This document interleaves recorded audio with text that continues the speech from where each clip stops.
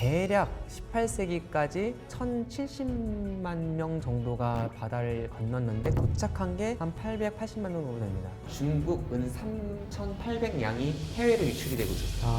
그러니까 거시경제적 측면에서 중국은 이미 이제 흑자에서 적자로 돌아섰고, 그리고 엄청난 일종의 외화 유출이 있었던 것이죠. 이렇게 기둥에 줄을 매고 도르래처럼 이 사람이 이렇게 해서 매달려 있는 거죠. 줄을 살짝 놨다가 딱 잡아버립니다. 그러면 떨어지다가 딱 잡혀. 그러면 어깨가 다 나가요. 그러니까 고문을 잘 버텨내는 게 마녀인 증거가 돼요. 그리고 또 이제 마녀가 되면 이제 계약을 하면서 이제 일종의 악마가 준 그런 표식이 몸에 남습니다. 네. 이게 어떤 점이나 흉터예요. 네. 사람치고 여러분 몸에 점이나 흉터 없는 사람 없어요. 그렇죠. 한두 개는 발견돼요. 그러니까 어떻게든 빠져나갈 수가 없어요.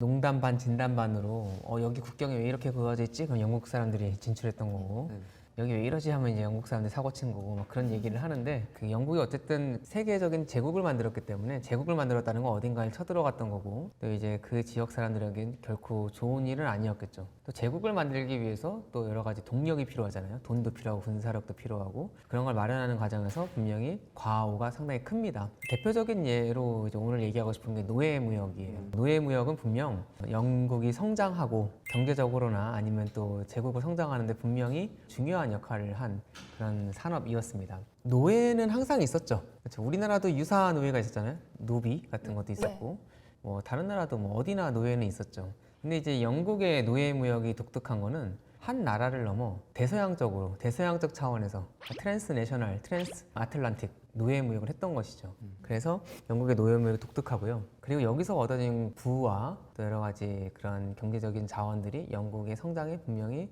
도움을 주었다고 지금은 평가를 받고 있습니다. 영국이 처음 노예 무역을 시작한 건 아닙니다. 대서양 노예 무역 처음 어느 나라가 시작했을까요?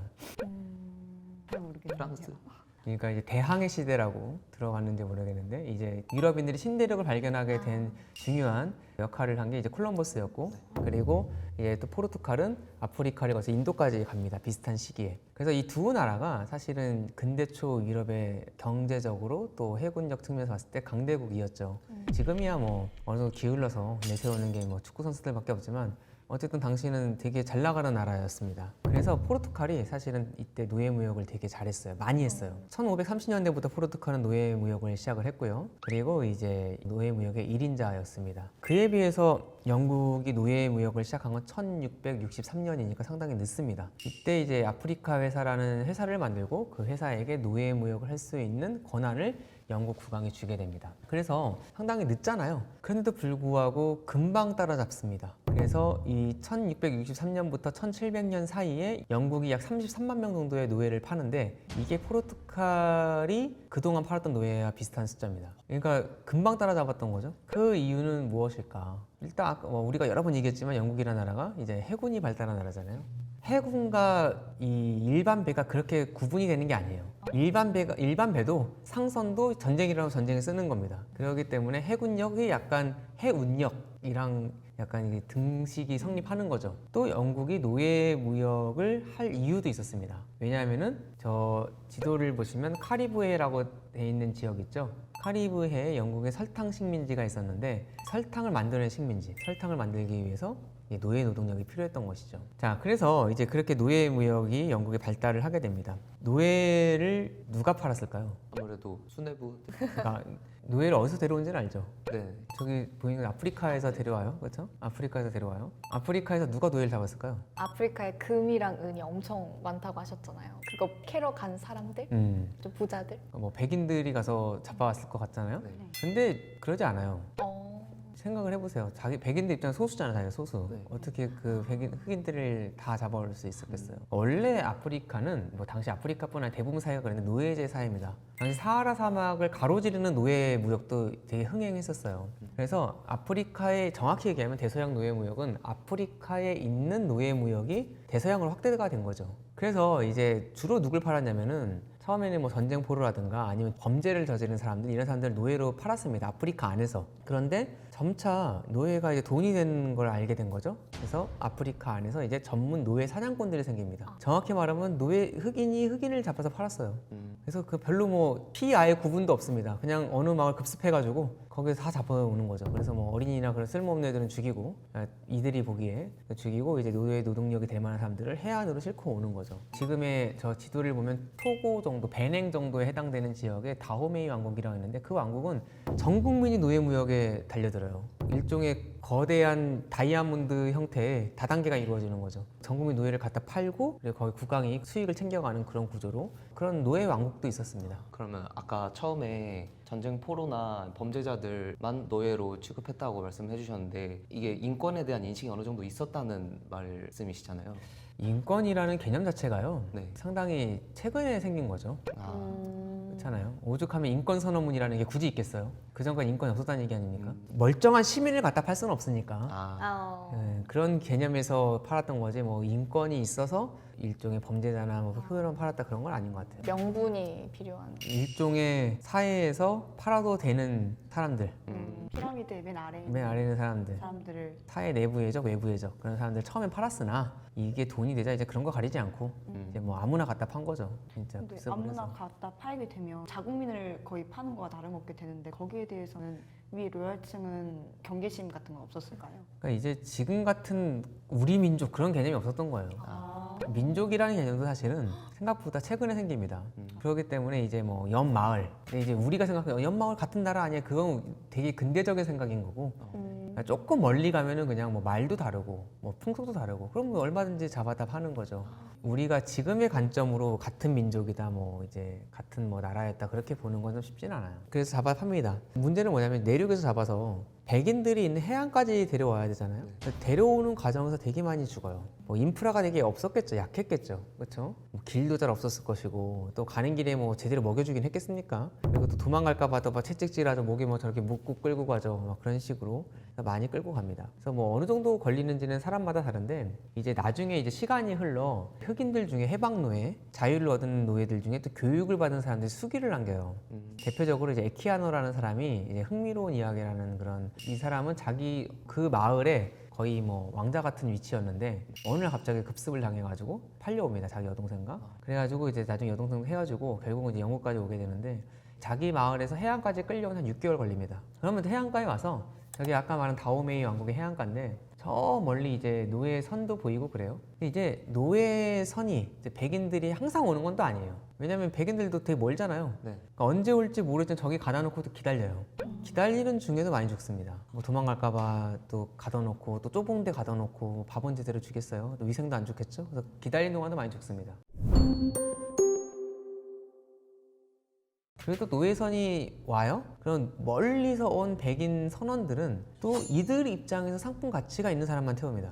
너무 자기들이 들인 비용이 많지 않습니까? 그래서 뭐 병들었거나 너무 약해 보이거나 그런 사람들은 다 선별해서 조사를 해요. 뭐 이도 세보고 뭐 이렇게 앉았다 일어나 시켜보고 뭐 들어보라고 하고 막 그렇게 해가지고 상품 가치가 있는 사람들을 태웁니다. 그래서 실제로는 잡아온 노예들 중에 5, 60% 정도만 노예선을 타게 됩니다. 오다가 이제 많이 죽고 오는 과정에 많이 죽고 기다리는 중에 많이 죽고 또 남은 노예들은 많은 경우 저기서 결과적으로 죽어요. 다시 되팔려야 되는데 그 과정 속에서 죽고 되팔리지 못해서 죽이기도 하고 그래서 결국은 거의 죽습니다. 그럼 이제 노예선을 타면 여기서는 좀 괜찮은가? 진정한 헬 게이트는 이제 여기서 열리는 거죠. 다음 장면을 볼까요?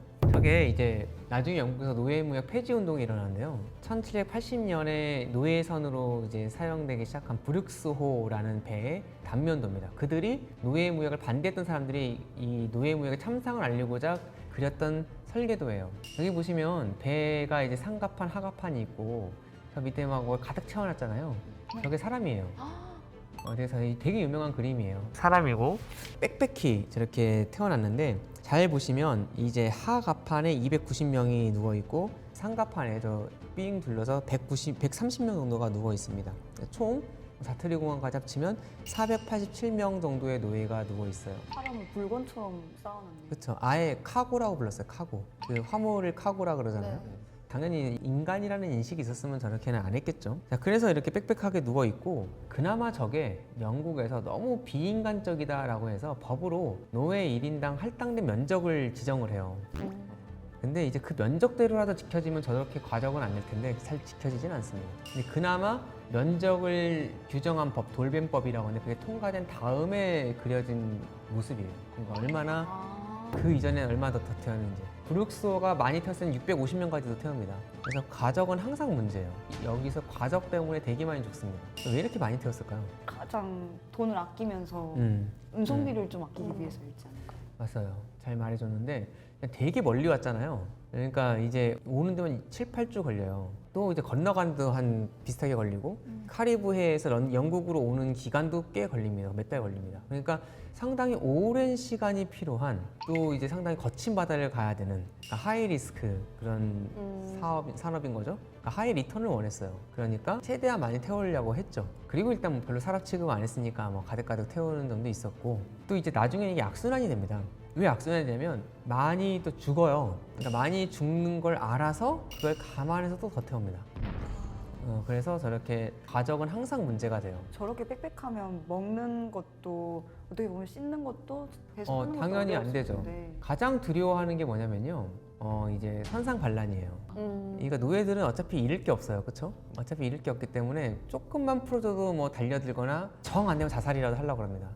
그러니까 거의 안 풀어줘요. 밥 먹을 때도 완전히 풀어주는 경우는 없고 그냥 거의 하루 종일 묶여 있습니다. 그러면 이제 어떻게 되겠어요? 화장실 간다 뭐 보내주거나 그런 일도 없죠. 그러니까 그 안에서 배설이랑 그런 거 다 해결이 되는 거고 누워 있으니까 욕창도 생기고 쇠사슬에 다쳐서 여기에서 또 피부병도 생기고 그리고 이제 뜨거운 열대 바다를 지나가잖아요. 그래서 여기서 이제 그 전염병이 되게 많이 돕니다. 이질 같은 거 돌고. 그래서 지나가는 이 중간 항로라고 합니다. 중간 항로, 이 미들 패시지라고 그러는데 아프리카 해안에서 카리브해까지 가는 이 중간 항로에서 어마무시하게 죽습니다. 얼만큼 죽었냐를 갖고 학자들이 지금도 논쟁이 많아요. 대략 18세기까지 1,070만 명 정도가 바다를 건넜는데 도착한 게 한 880만 명 정도 됩니다. 대략 따지면은 한 17% 정도 죽었다는 통계가 있어요. 물론 학자들마다 통계가 다 다릅니다. 그래서 이렇게 많이 죽는 이유는 아까도 말했지만 이제 과적이라는 원인이 있고요. 그리고 이제 그 안에서 선상발랄을 두려워서 되게 가혹하게 대한 측면도 있고 그래서 또 병으로도 많이 죽고 또 고문과 폭력도 엄청나게 행사합니다. 왜냐하면 알다시피 여기서 조금이라도 느슨해졌다가는 자기들이 위험해질 수 있기 때문에 아예 노예선 선장들은 배를 탈 때 그 고문 도구를 갖고 탔어요. 그게 필수품이었습니다. 예, 그래서 저기 보시면은 뭐 차고도 있고 착고도 있고 그리고 저기 중간에 오른쪽 보시면 저기 저기 스페클럼 오리스라고 하는데요. 저 기구는 입을 여는 도구인데 어디 사용했을까요? 음식. 자살을 많이 하려고 그러는데 가장 좋은 건 바다에 뛰어내리는데 잘 못하게 하잖아요. 그러니까 음식을 안 먹습니다. 그때 저걸로 이제 열어가지고 이제 음식을 넣는 것이죠. 그래서 말 그대로 엄청나게 죽습니다. 그래서 아까 말한 것처럼 이제 이게 악순환이에요. 많이 죽으니까 또 더 태워요.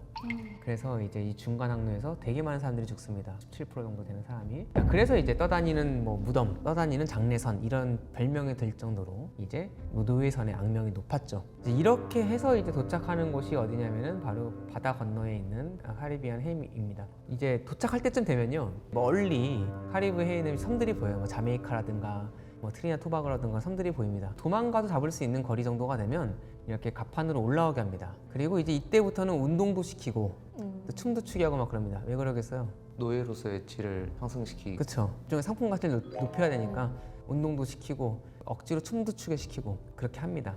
저기 보이는 저 장면이 유명한데 존 킴버라는 선장이 여자 노예들을 벌거벗은 상태에서 거의 헐벗었죠. 춤을 추게 시켜요. 갑판에서 억지로. 근데 16살, 15살 또는 16살 된 소녀가 너무 수치스럽잖아요. 감성 예민한 때고. 그래서 저걸 거부하자 이렇게 거꾸로 매달아가지고 죽을 때까지 매질을 했습니다. 저게 나중에 이제 영국에서도 밝혀져서 기소를 당해서 재판을 받게 되는데 결과적으로는 증거 불충분으로 풀려나죠.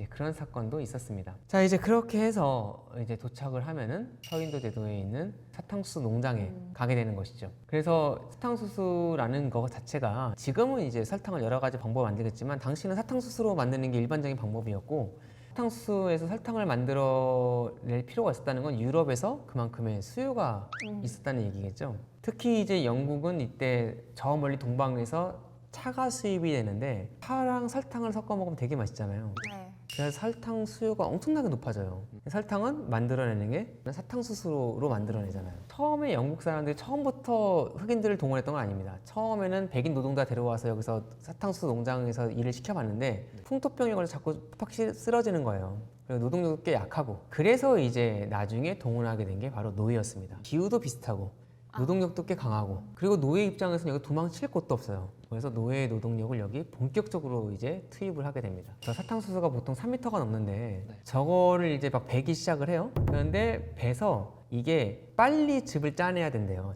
착즙을 해내서 설탕까지 만들어낸 작업이 아주 스피디하게 이렇게 진행이 돼야 됩니다. 그래서 고강도 노동을 하는 거죠. 하루에 막 17시간까지도 막 노동을 하고 막 그렇게 됩니다. 저기 보이는 그림처럼 노예들은 저기에 와서 사탕수수 농장에 와서 사탕수수를 베는 작업, 또 농장으로 옮기는 작업, 또 착즙을 하는 과정, 그리고 착즙을 해서 저걸 끓여야 되죠. 그래서 설탕을 만들어내는 그 작업을 하게 됩니다. 저 과정에서 또 많이 고강도 노동의 사람들이 쓰러지거나 착즙기에 손이나 발이 끼어서 또 이제 뭐 불구가 되거나 하는 일도 되게 많았고요. 그래서 결국 저 설탕을 얻어내기 위해서 우리가 본 이 고강도 폭력 과정이 진행이 되는 거죠. 아프리카에서 누군가는 사람을 잡아서 해안까지 끌고 오고, 그 안에 되게 많이 죽죠. 해안에서 또 선별해서 이 노예선에 싣고, 노예선에서 되게 많은 사람들이 죽잖아요. 그 사람들을 또 살아남은 사람을 노예 농장으로 데려와서 그 사람들을 그렇게 노동력을 착취해서 만들어내는 게 설탕이었습니다.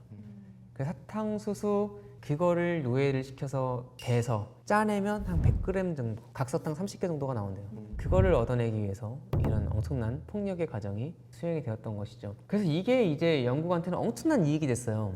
그래서 이제 영국의 대부분의 해안가의 큰 항구 도시는 노예 무역을 했습니다. 뭐 브리스톨 아니면은 뭐 리버풀, 축구로 유명한 그런 도시. 왜 유명한 항구 도시겠어요? 다 노예 무역으로 돈 번 겁니다. 브리스톨, 리버풀, 런던, 이런 도시들이 서쪽의 해안가에 있는 대부분의 영국 항구 도시들은 사람들이 노예 무역에 직간접적으로 가담을 했습니다. 그래서 그 배에서 연직물, 총기, 대부분 총기가 되게 중요했어요. 아프리카 사람들한테는 그 총기를 싣고 이렇게 아프리카 서해안에 옵니다. 서해안에 와서 이제 결국은 이런 물건을 팔고 노예를 사죠. 그 돈으로. 그 노예를 싣고 이제 중간 해역을 건너서 카리브해까지 옵니다. 그래서 우리가 캐리비안 베이라고 불리는 그 지역, 용인에 있는 그 캐리비안 베이가 아니라 그 카리브해까지 오면은 저기서 이제 노예를 팔고 또 그 돈으로 뭘 사냐면은 설탕을 사는 거죠. 그 설탕을 싣고 영국으로 오는, 우리가 저 상강무역이라고 그러죠. 네. 상강무역이 이루어지고요. 이 상강무역을 통해서 영국이 돈을 얼마나 벌었는가, 이거는 정말 오랫동안 학자들이 그 수익성에 대해서 많이 논쟁을 벌였어요. 한때는 뭐 별로 노예 무역에 돈이 안 됐다는 얘기까지도 있었으나 지금 여러 경제학자들의 또 경제사학자들의 연구로 영국이 정말 많은 이익을 봤다는 거에 대해서는 큰 이견이었고요. 대표적으로 이제 영국 사람인데 옥스퍼드 대학에다가 하버드 대학의 경제학과에 간 역사학자가 있습니다. 경제사학자 닐 퍼거슨이라는 사람이 계산한 바에 따르면, 이 사람도 정확히 말하면 다른 사람의 계산을 인용한 건데, 영국이 이제 18세기에 한 300만 명 정도 노예를 팔았다고 치고 수익률을 8에서 10%라고 했을 때, 이거를 이제 영국이 지금 만약에 아프리카 사람들한테 배상을 해줘야 된다면 얼마를 해줘야 될까? 네. 230조 달러. 230조 원도 아니라. 달러. 이거 학자들마다 이제 계산이 달라요. 하지만 이렇게 계산을 하는 사람이 있을 정도로 영국은 큰 이익을 받습니다.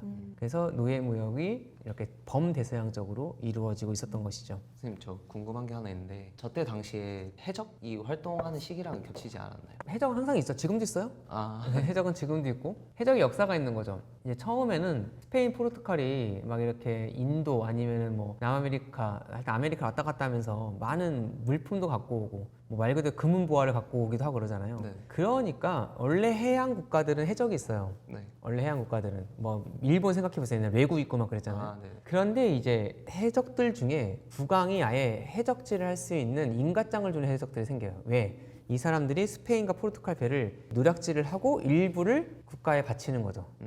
이런 사람들을 사락업자라고 합니다. 사락 허가증을 줘요. 너는 이제 약탈을 해도 돼. 국왕이 허가장을 주고 대신 수익의 일부를 국가에 바치는 거죠. 이런 사람들이 초기 해적이에요. 이 사람들이 초기에는 영국 해군을 일으키는데 큰 공헌을 합니다. 예를 들어서 스페인과 영국의 엘리자베스 1세 때 전쟁을 벌여요. 네. 스페인의 무적 함대가 영국을 쳐들어온단 말이죠. 이때 영국이 이기거든요. 네. 그래서 영국의 해군력이 커지게 되는데, 이때 부총사령관을 했던 드레이크, 원래는 해적 출신이죠. 이런 해적들이 있었고, 조금 발전하면 이 카리브해에서 민간인들이 해적들이 이게 돈이 되네 해서 여기 숨어 살면서 스페인 배, 포르투갈 배를 약탈을 해요. 민간인들이. 이슬 버키니어라고 그래요. 버키니어. 이 사람들이 카리브해에 많이 활약을 했고 여러분이 잘 아는 그 카리비안의 해적들 조니 뎁이 약간 2단계 해적이에요. 카리브해에 상주하면서 그 배들 약탈했던.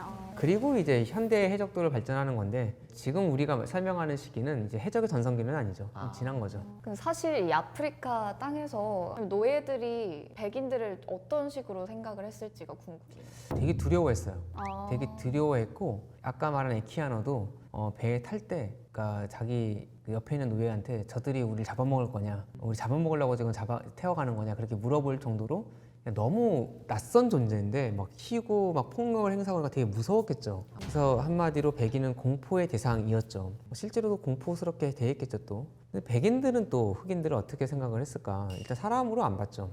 그거는 뭐라고 그래야 되나요? 너무 서로 간에 너무 낯선 존재인 거예요. 서로가 너무 낯선 존재이고 백인들이 보기에는 요즘 말로 해석을 하면 문명 발달도가 되게 낮잖아요. 네. 네. 그러니까 실제로 그러진 않았지만 백인들이 보기에 그러니까 되게 하등한 그런 존재를 봤던 거죠.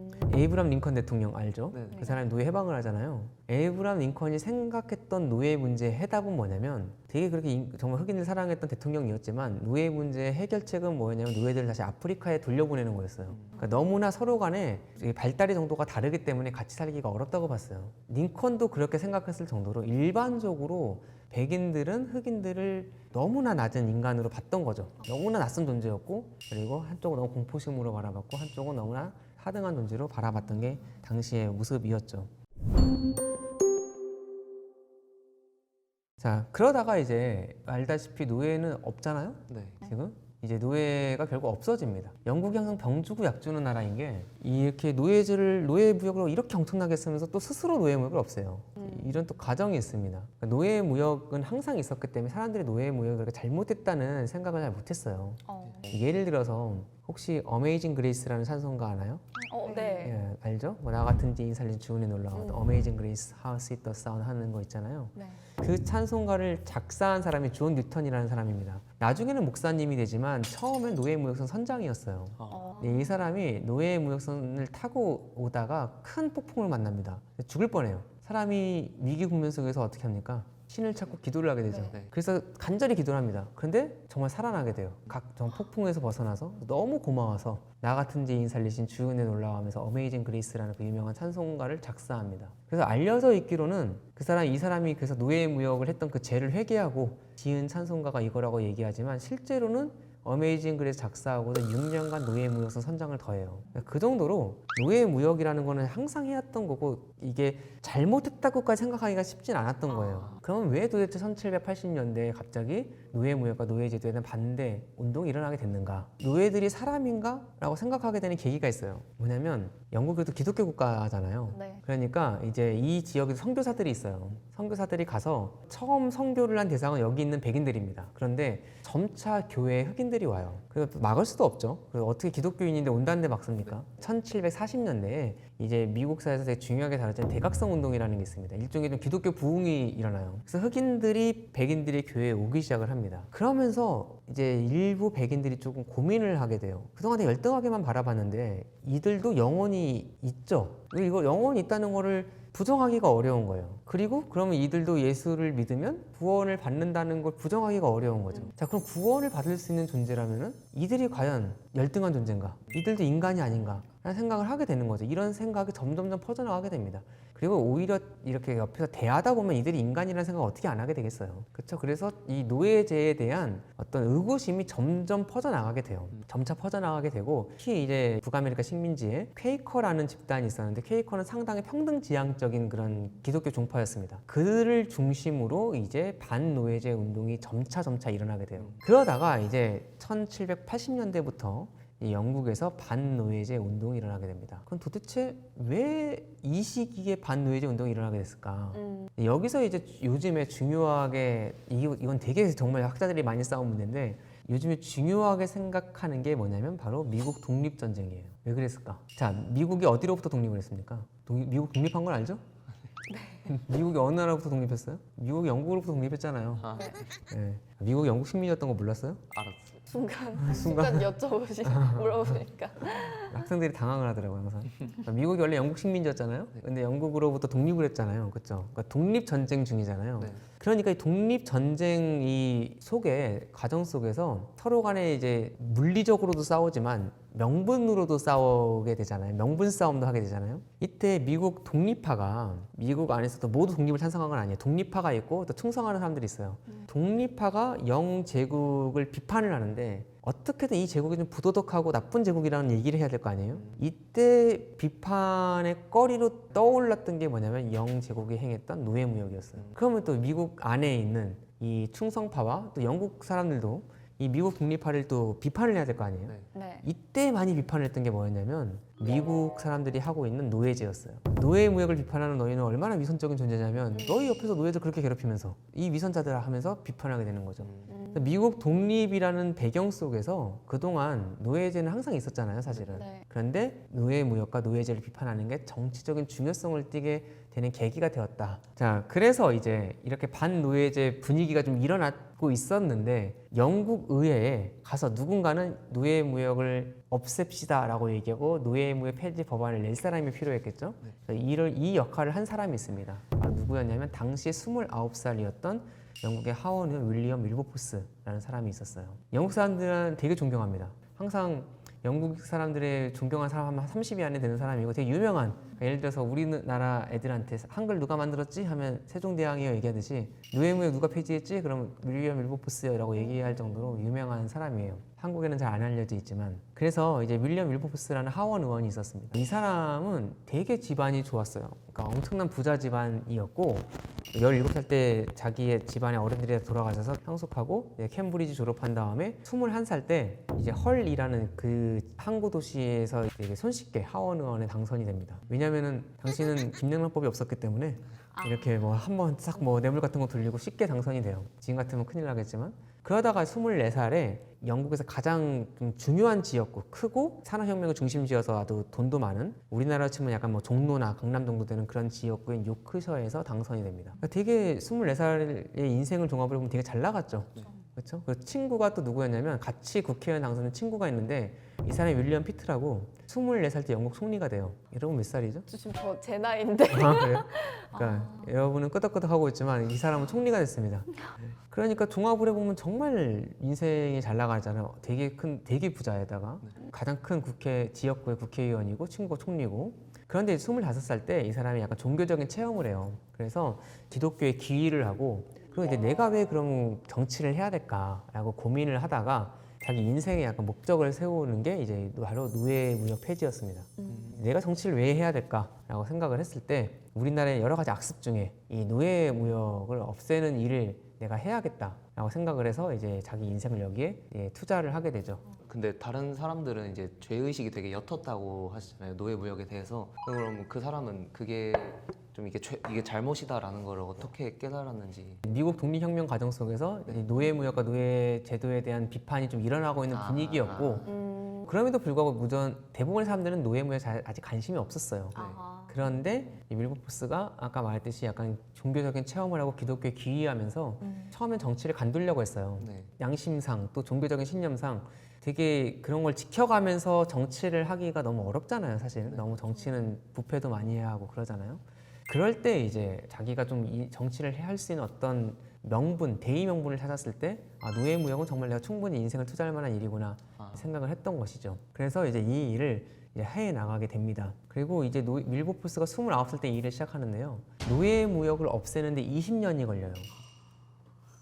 그러니까 그 정도로 노예무역은 아까 말했지만 없어지기가 쉽지 않았어요. 일반 사람들은 아직 별로 큰 관심도 없고 노예무역이 이렇게까지 정말 잔혹한 거라고 생각을 잘 못했죠. 너무 먼 곳에서 일어난 일이고 또 알아도 경제적인 이익 때문에 눈을 감는 사람도 많았고 또 영국 입장에서 이걸 없앤다고 치면 너무나 경제적인 손실이 크잖아요.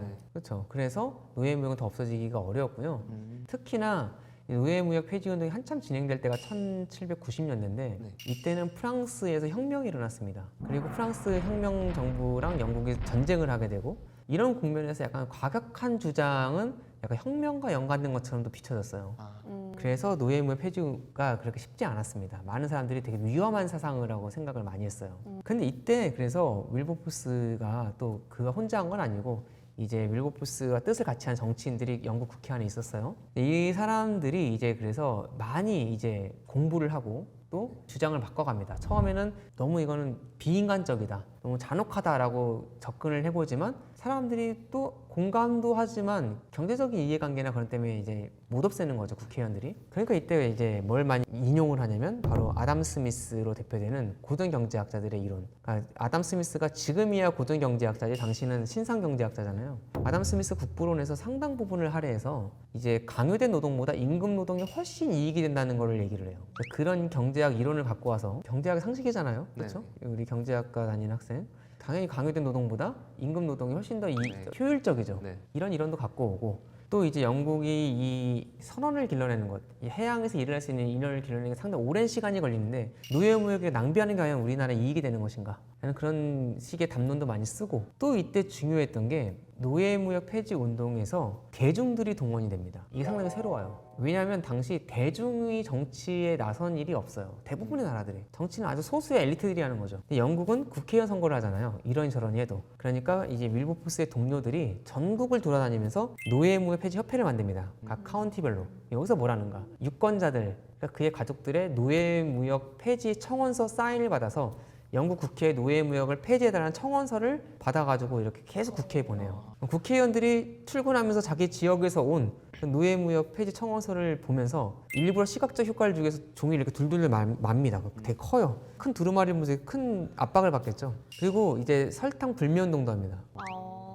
여러분 그 2000년대 초반에 스타벅스 불매운동 있었던 거 알아요? 왜냐면 이 아프리카에서 스타벅스 지금 아메리카노 한 잔이 얼마죠? 4,800원? 4,800원. 5,000원? 아프리카에서 커피 빈을 따는 농가는 얼마나 벌까요? 되게 적은. 말도 못하게 조금 벌어요. 네. 뭐 몇십 원 단위로. 옛날엔 그랬어요. 그러니까 이거에 대해서 이제 사람들이 많이 불공정하다라고 얘기하고 불매운동이 일어나자 스타벅스를 비롯한 대형 커피 브랜드들이 이제 페어트레이드를 하겠다고 선언을 하죠. 네. 그래서 우리나라는 안 그런데 다른 나라 가보면 스타벅스 컵에 페어트레이드 마크가 붙어 있어요. 네. 그 이런 효과를 노리는 거죠. 그래서 서인도대대에서 노예가 만든 설탕 불매운동을 벌여요. 그리고 인도에서 온, 거기서 온 설탕을 먹는 운동을 벌입니다. 이런 식으로 하면서 대중의 인식이 많이 바뀌었겠죠. 그래서 20년 만에 1806년에 선거가 있었는데, 선거에서 영국도 여러 정파가 있는데 정파를 초월해 사람들이 이제 나는 노예무역에 찬성하는지 반대하는지 밝히고 후보들이 나왔고, 노예무역 폐지파가 결국 대승을 거둡니다. 그래서 1807년 2월에 영국에서 20년 만에 노예무역 폐지 법안이 큰 격차로 230 몇 대 16표로 승리를 거두고 노예무역 폐지 법안이 통과가 됩니다. 그래서 노예무역이 없어져요. 이걸로 끝일까요? 아니요. 사람들의 인식까지 다 바꾸지는 못했을 것 같다고 생각하는데 이 당시는 어땠을까요? 말 그대로 사람들의 생각이 바뀌어야지 노예들이 진정한 자유를 얻어야 되는데 그 길은 아직 멀었어요. 그래서 사실 노예무역을 없앤 이유도 노예를 없애면 노예 공급이 없어지는 거잖아요. 노예 무역을 없애면. 그럼 이제 저기 남아있는 노예들이 시간이 흐르면 결국 이제 노예가 없어질 거라고 봤던 겁니다. 왜냐하면 당시에 노예들은 결혼을 안 시켰어요. 여러 이유가 있습니다. 일단 저런 상황 속에서 누가 결혼을 하려고 하겠어요, 그렇죠? 그리고 물론 억지로 막 애 낳기 위해서 하는 경우는 있지만 또 이제 당시에 나름 기독교를 표방하는 나라고 해서 그건 좀 제약시하는 면도 있었고, 또 가족을 이루게 하면은 또 따로 살게 해야 되는데 그것도 비용이 들어가는 문제고, 문제는 가족을 이루면 나중에 팔 때 어려워요. 물론 억지로 떨어뜨려야 되잖아요. 그게 하려면 하지만 또 저항도 크고, 그래서 그리고 이제 자연 번식도 잘 안 되고 그 안에서. 생산으로 보진 않나. 그러니까 그렇게 하는 사람도 있었지만 이제 실제로는 남자 노예 사는 곳, 여자 노예 사는 곳 가려 이렇게 하는 경우가 많았습니다. 그러니까 더 그 부작용이 더 크다고 봤던 거죠. 같이 살게 했을 때. 그래서 번식이 없진 않았지만 일반적이진 않았어요. 그래서 한마디로 노예가 자가 생산이 안 되는 거예요. 그래서 노예 무역을 없애면 노예 제도는 결국은 사라지겠지. 그 사이 사람들 인식이 변하겠지라고 생각을 했던 것이죠. 근데 이제 문제는 뭐냐면요. 여러 가지 문제가 있는데 첫 번째로 다른 나라들이 노예 무역을 계속합니다. 그러니까 이게 문제가 더 돼요. 다른 나라가 노예 무역을 하고 몰래 밀수도 하고 막 그렇게 되는 거죠. 그래서 영국이 착한 나라에서가 아니라 기양 우리나라가 노예 무역을 안 했으면 다른 나라도 안 해야 돼요. 그렇죠? 그렇네요. 걔네들이 이익을 보잖아요. 네. 괜히 영국만 더 손해를 보는 거예요. 네. 그래서 영국이 착한 나라에서가 아니라 영국이 노예무역 없애고 나서 약 반세기가량 다른 나라 노예무역을 없애는 노력을 합니다. 함대를 파견해가지고 결국 대서양 노예무역이 종식이 되지만 그건 꽤 시간이 오래 걸리는 일이었어요. 그리고 이제 이런 상황이었고 두 번째로는 시간이 흘러감에 따라 그럼 이제 노예가 점점 줄어들고 노예에 대한 처우가 좋아지겠지 했는데 막상 그러진 않는 거예요. 계속해서 노예 농장에서 일어나는 그런 말도 안 되는 그런 정말 핍박 사례, 뭐 학살 뭐 그런 것도 계속 보도가 되는 겁니다. 그래서 윌버포스를 비롯한 그 반노예제 세력이 생각을 바꾸게 됩니다. 결국은 노예 제도를 없앨 수밖에 없구나. 노예 제도를 이제 없애야지만 이 문제가 끝나겠구나라고 생각을 바꾸게 되는 거죠. 그래서 이제 노예 무역을 없애는데 꽤 시간이 걸려요. 26년이 걸리는데 근데 문제는 뭐냐면 이제 어떻게 없애야 될까요, 그러면? 수요를 막아야. 아니 그 노예 무역을 없애는데 안 되잖아. 노예 제도를 없애야 되는데 일단 해방부터. 해방을 미국식으로 노예 해방을 선언할 수도 있어요. 네. 해방을 하면 서인도 제도에 사는 노예 농장주들은 가만히 있을까요? 그럼 그 사람들에게 어느 정도 이익을 배분해주고 돈으로 회유하는 방법이 되게 잘 말했어요. 그러니까 사실 그래서 방금 말한 것처럼 그런 안이 나오는 거예요. 한쪽은 잘못된 거잖아요, 노예 무역이. 그 노예 무역으로 얻은 그 불법적인 행위로 얻은 불법 자산이잖아요. 그러니까 해방시키고 한마디로 이제 몰수하자. 그렇게 이제 몰수하자라는 그런 주장하는 사람들이 많았고 대부분의 반노예 정치가들은 그렇게 주장을 했습니다. 여기 예상되는 그런 부작용이 있죠. 아마 극심한 반발을 하겠죠. 이 농장주들이 극심한 반발을 하겠죠. 그리고 영국은 또 이미 산업혁명을 거쳐서 자본주의 국가가 됐기 때문에 어쨌든 재산권을 무시하고 그걸 뺏는 거는 상당히 좀 무리가 있었어요. 그래서 다른 한편으로 방금 학생이 잘 말했듯이 그럼 차라리 국가가 배상을 해주자. 그러면 이제 저항도 좀 떨어지고 이제 좀 더 스무스하게 노예 해방이 되지 않겠느냐라고 생각하는 사람들이 있었습니다. 이들이 약간 오히려 소수였어요. 그래서 이제 노예 무역 반노예제 세력 안에 갈등이 있었던 거죠. 주로 신세대 좀 젊은 사람들은 약간 과격한 면이 있으니까 빨리 노예 해방하자, 몰수하자라고 했고 9세대는 아니다, 협상을 통해서 천천히 하자라고 얘기했는데 이때 윌버포스가 다시 한번 활약을 합니다. 윌버포스는 이제 국회의원을 46년간을 하는데 오랜 시간 동안 노예 제도를 없애기 위해 싸우면서 어떻게 보면 약간 현실을 아는 정치가였죠. 그리고 약간 세상이 돌아가는 이치를 아는 정치가였죠. 물론 이제 이론상으로는 되게 잘못된 일이고 노예를 몰수하는 게 맞겠지만 그렇게 되면은 정말 극심한 반발로 오히려 노예 해방만 더 늦춰질 수밖에 없겠죠. 그리고 이제 그런 걸 깨달은 것 같아요. 결국 개혁이 언제 성공하는지 아세요? 가장 위태로울 때. 위태로울 때 맞아요. 막상 사실 이제 노예 무역은 나폴레옹이랑 한참 전쟁할 때 노예 무역이 없어지거든요. 그러니까 위태로울 때 약간 오히려 개혁을 하게 돼요. 그런 면도 있습니다. 근데 그와 더불어 개혁이라는 거는 착한 사람뿐 아니라 나쁜 사람이 조금 동조해줘야 돼요. 그러니까 이 힘과 힘의 대결로 가면 잘 안 돼. 나쁜 사람들 중 일부가 나쁜 사람의 표현이 약간 웃기긴 하지만 노예제를 찬성한 사람들 일부가 좀 찬성을 해줘야 돼요. 그러기 위해서는 우리가 옳다고 무조건 밀어붙이는 게 아니라 설득하는 과정 그리고 이들에게도 약간 퇴로를 열어주는 과정이 필요하다. 서인도 제도에는 농장도 전체가 쌓을 게 아니라면 이들에게 약간의 보상을 해주고 그다음에 이들이 스스로 노예 해방에 동참할 수 있게 해주는 게 더 어떻게 보면 현명한 방법일 수 있겠죠. 그래서 윌버포스가 반노예제 협회가 있었거든요. 그 안에서 과격한 저장을 하는 사람들을 설득을 해서 결국은 여론이 노예 농장주들에 대한 정부 보상 그리고 이들을 그럼으로 인해서 해방을 하는 것으로 이견이 모이게 됩니다. 결국 1833년에 영국 정부는 2천만 파운드를 들여서 결국 서인도 제도에는 노예 농장주들로부터 노예를 삽니다. 그리고 그렇게 해서 해방을 해주죠. 2천만 파운드가 얼마인가 이제 감이 안 오시잖아요. 이게 당시 영국 1년 국가 예산의 40%였어요. 갑자기 1년 예산의 40%를 쓰면 나라가 안 돌아가잖아요. 네. 그래서 국채를 발행을 해요. 국가가 이제 빚을 진 거죠. 이거를 영국에 다 갚은 게 2016년이었어요. 어머, 되게 최근이네요. 네. 아. 엄청난 국가 예산을 들여서 이 노예 문제를 해결을 했죠. 이 과정에서 시민들의 반발은 없었을까요? 그러니까 사실은 이 반노예제 운동에 반세 기간은 걸린 것 같아요. 노예무역 없애는 20년, 노예제 없애는 26년이 걸렸잖아요. 이 기간 동안 이 일을 해낸 정치가들이 있었던 것도 되게 중요하고 그들의 정치가들이 결국 이 하는 이 과정 속에서 시민들의 생각도 많이 바뀌었겠죠. 영국은 투표를 하는 나라잖아요. 네. 여론과 괴리되는 정책을 할 수는 없어요. 네. 반대로 대중 여론이 상당히 반노예제적이었기 때문에 이 일이 가능했던 거죠. 윌버포스라는 사람이 지금도 존경을 받는 이유는 단순히 악습을 하나 없앤 게 아니라 영국인들의 어떤 도덕적인 관념, 가치관 이런 거를 바꿔놓는 되게 중요한 역할을 한 사람이었어요. 그리고 이 사람이 27살 때 내가 왜 정치를 하는가? 결국 이제 노예무역, 노예제 이걸 없애기 위해서 정치를 하겠다라고 자기의 인생의 목표를 세웠다고 했잖아요. 이걸 다 잃었다는 듯이 영국 정부가 2천만 파운드를 지급하기로 결정한 소식을 듣고 3일 후에 세상을 떠나게 됩니다. 2833년에 그렇게 해서 그의 인생도 마쳤고 영국은 노예 제도까지 없애게 되죠.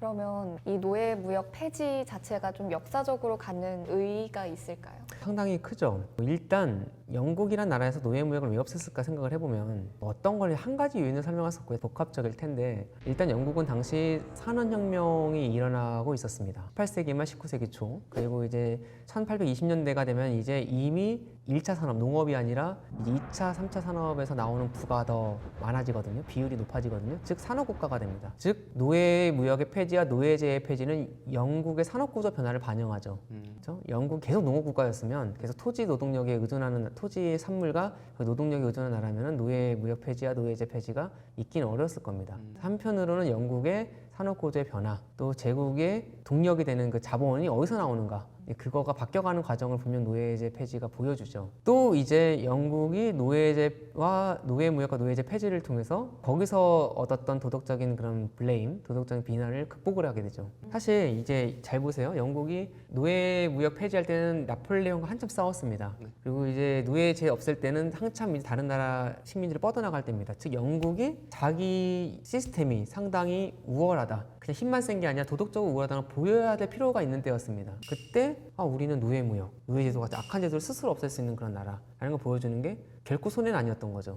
또 변화된 국민들의 가치관도 얘기를 해야 될 것 같아요. 영국은 착한 나라가 아닙니다. 영국 정치인들은 뭐 예나 지금이나 정치인들이 그렇게 뭐 도덕적인 존재는 아니죠. 하지만 생각을 해보세요. 영국은 북한 같은 독재 국가가 아니에요. 한 사람이 없애야 하고 없앨 수 있는 그런 나라가 아닙니다. 네. 종교가 물론 중요하긴 하지만 이란 정도로 막 그런 신정 국가가 아니에요. 고도로 발달된 자본주의 국가, 공업 국가예요. 그런데 그런 나라에서 상당히 이익성이 높은 산업을 없앴다는 게 뭘 보여주는 거겠어요? 국민들의 가치관이 상당히 바뀌었다는 걸 반증하는 거겠죠. 이거를 정치가들도 어느 정도 인식할 수밖에 없게 된 거죠. 이건 상당히 큰 변화입니다. 영국이 착한 나라가 됐다는 얘기가 아니라 이거를 인식할 수밖에 없는 사회가 됐다는 거는 상당히 중요한 변화죠. 그런 점에서 노예무역 폐지 운동은 의의가 있습니다. 마지막 하고 싶은 얘기는 그런 거예요. 국가도 개인도 국가도 실수를 합니다. 잘못을 저지르죠. 그런데 중요한 건 이걸 잘못을 인정하고 바로잡으려는 노력을 하는 건 되게 중요한 것 같아요. 영국이란 나라가 그래도 영제국은 정말 비판할 게 많은 나라임에도 불구하고 분명 큰 성과를 거두어낸 나라잖아요. 네. 제국도 제국도 넓었고 또 자유무역도 했고 어쨌든 이뤄낸 그 역할이 큰 나라이잖아요. 그 이면에 영제국이 잘했거나 좋은 시스템이었다는 게 아니라 그 큰 제국을 만들어내는 이면에 영제국이 필요했던 자본력과 또 도덕적인 명분 제공하는 그 일부 중 하나가 저는 노예제도를 없애는 과정이 있었던 것 같아요. 네, 안녕하세요. 경북대학교 사학과에서 서양사를 가르치고 있는 윤영입니다. 반갑습니다. 안녕하세요. 저희는 20대의 다양한 시각을 담는 유튜브 채널 발표할 사람 손들어를 운영하고 있는 연세대학교 신소재공학과 19학번 박도현, 연세대학교 의료환경학과 23학번 기영균입니다. 저희는 각각 공대생이자 생활과학대학 학생이지만 또 역사나 철학 이런 부분에도 매우 관심이 많아서 오늘 교수님께 정말 좋은 이야기 듣고자 찾아뵙게 되었습니다. 잘 부탁드립니다, 교수님. 네, 저도 이렇게 사실 공대생 또 생활과학대생 만날 일이 그렇게 많지는 않은데 되게 설레네요. 네, 재밌게 한번 해보죠. 네, 감사합니다. 저기 있는 사진 한번 볼까요? 뭐 사실 그렇게 새롭지 않을 정도로 많이 알려진 사진인데 어떤 사진인지 아시겠어요? 머리 스타일이 좀 독특한 것 같은데요. 변발인 걸 네, 봐서 맞아요. 청나라 사진이 맞을까요? 청나라 시절에 아편을 흡입하고 있는 사진 같아 보이는 네, 것 같습니다. 맞아요. 뭐 황비용 혹시 아나요? 알고 있습니다. 그 머리 스타일이죠. 방금 잘 얘기했듯이 중국 그 청나라 말기에 뭐 그때 아편이 많이 문제가 됐었잖아요. 네. 그 아편굴의 사진입니다. 요즘은 아편 자체는 뭐 소비를 안 하지만 마약이 많이 문제잖아요. 네, 맞습니다. 그래서 뭐 이게 항상 있었던 문제지만 역사 속에서 어떤 일이 있었고 또 어떻게 문제가 됐고 또 인류는 그것을 어떻게 해결해 왔는지 중국의 그 아편 문제, 또 아편 전쟁을 통해서 그 얘기를 해볼까 해요. 그럼 사진처럼 지금 많은 사람들이 다 아편을 흡입하고 있는 것 같은데 저렇게까지 청나라에서 아편이 유행하게 된 이유는 뭘까요? 사실 이제 아편이 청나라 때 갑자기 나타난 건 아니에요. 생각보다 되게 오래된 마약이거든요. 그래서 이미 당나라 때 그 이제 아랍 상인들을 통해서 중국에 아편이 수입된 그런 기록들이 있습니다. 그리고 이제 아실지 모르겠는데 저는 한 옛날에 고등학교 때 한문 시간에 배웠는데 그 송나라 시인 소동파 되게 유명한 시인인데 그 사람도 이제 약재에 관심이 많아서 아편을 사용한 또 기록이 있어요.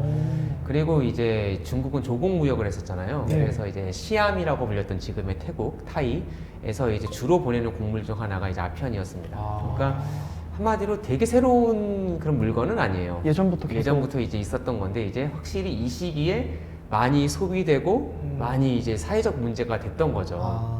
그래서 이제 1729년에 중국에서 이게 처음으로 좀 문제다라고 해서 이제 황제의 칙령으로 네. 아편을 금지시키는데 그때 해외에서 들어온 아편이 약 200상자 정도였어요.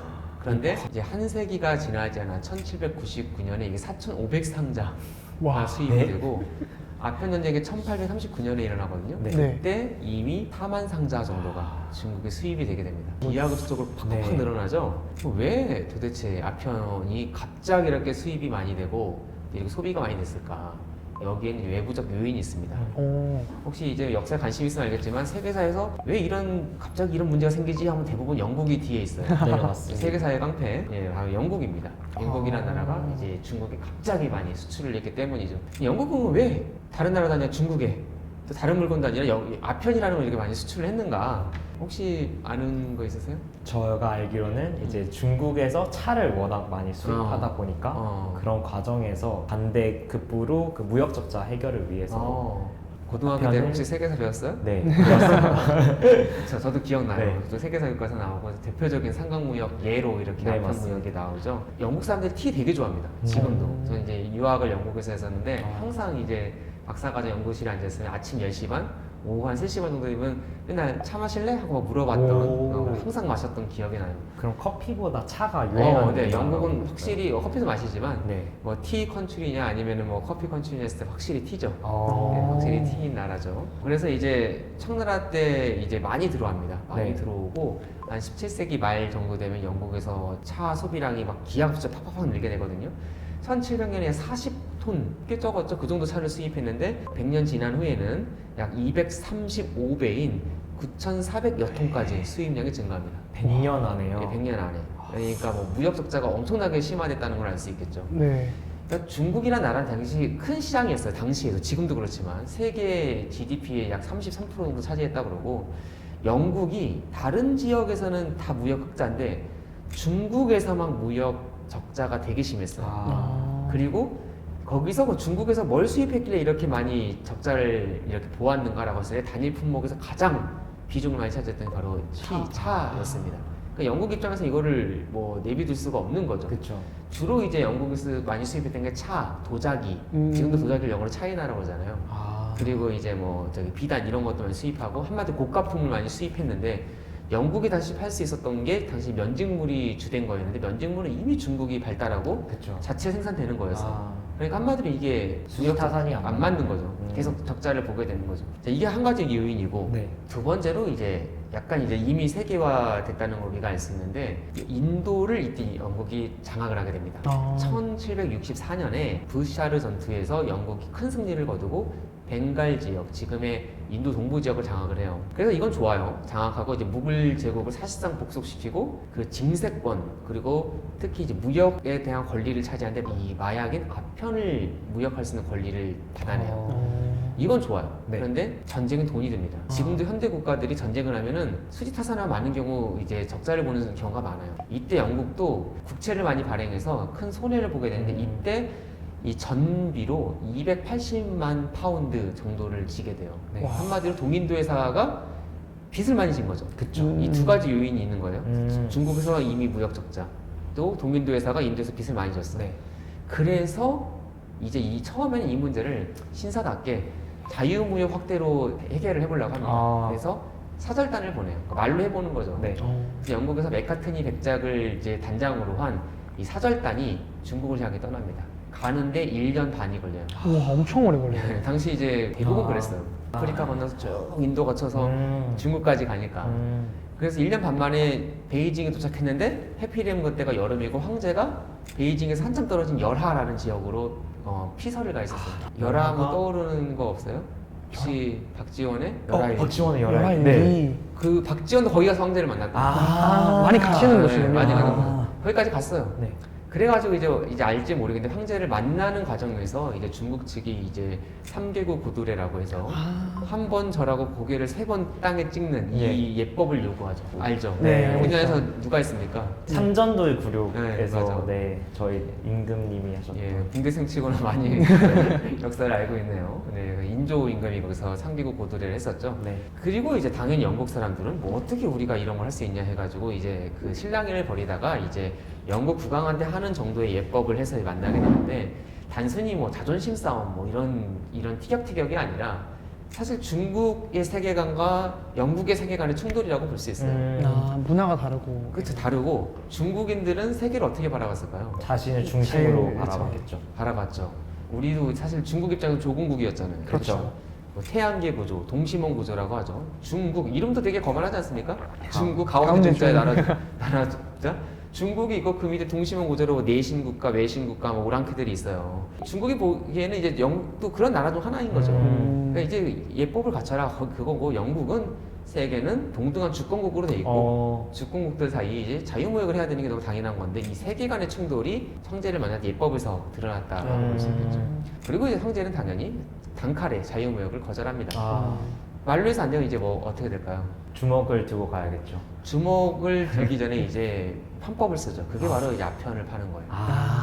굉장히 의도적으로. 예, 아편을 파는 거예요. 그래서 이제 그 유명한 상강무역이 만들어집니다. 네. 옛날에는 이전까지는 중국이 영국에 차 도자기 비단을 팔아요. 그러면 영국이 대가로 당시는 국제화폐가 은이었습니다. 이제 네. 은을 지불했습니다. 네. 그러니까 중국이 때 은이 너무 흔했어요. 네. 그래서 이런 상황이었는데 이제 어떻게 되는가? 중국이 영국에 차 도자기 비단을 팔면은 영국이 면직모를 인도에 팔고 인도가 아편을 중국에 파는 거죠. 여기서 벌어들인 은은 인도를 통해 영국으로 들어오는 거죠. 그래서 무역 적자가 해결이 됩니다. 똑똑하네요. 똑똑하죠. 네. 그런데 이제 이게 중국 입장에서는 도저히 뭐 내버려 둘 수가 없는 거 아니에요? 그렇죠. 그때 당시에 그 아편이 음. 그런 무역 적자를 해결할 만큼 처음부터 장사가 그렇게 잘 된 건가요? 네. 아편은 사실 중국뿐 아니라 전 세계적으로 쓰였어요. 무슨 용도로 쓰였을 것 같아요? 처음에는? 약으로 쓰였을 취재? 것 같습니다. 진통제 이런 네. 거. 맞아. 마취제, 진통제. 마취제가 발명된 게 1800년대예요. 초반. 그러니까 그 전까지는 진짜 수술이 고통스러웠죠. 오죽하면 삼국지에서 관우가 그거 알죠? 그 여기 화살을 맞아가지고 뼈를 깎는. 술 몇 잔 마시고 그냥 해버리잖아요. 그러니까 그런 수준이었기 때문에 또 마취제로도 사용됐고 한마디 약이었습니다. 그리고 이제 점점 발달하면서 이게 환각 성분이 있기 때문에 체음제로도 사용되고 막 그랬죠. 근데 비쌌어요.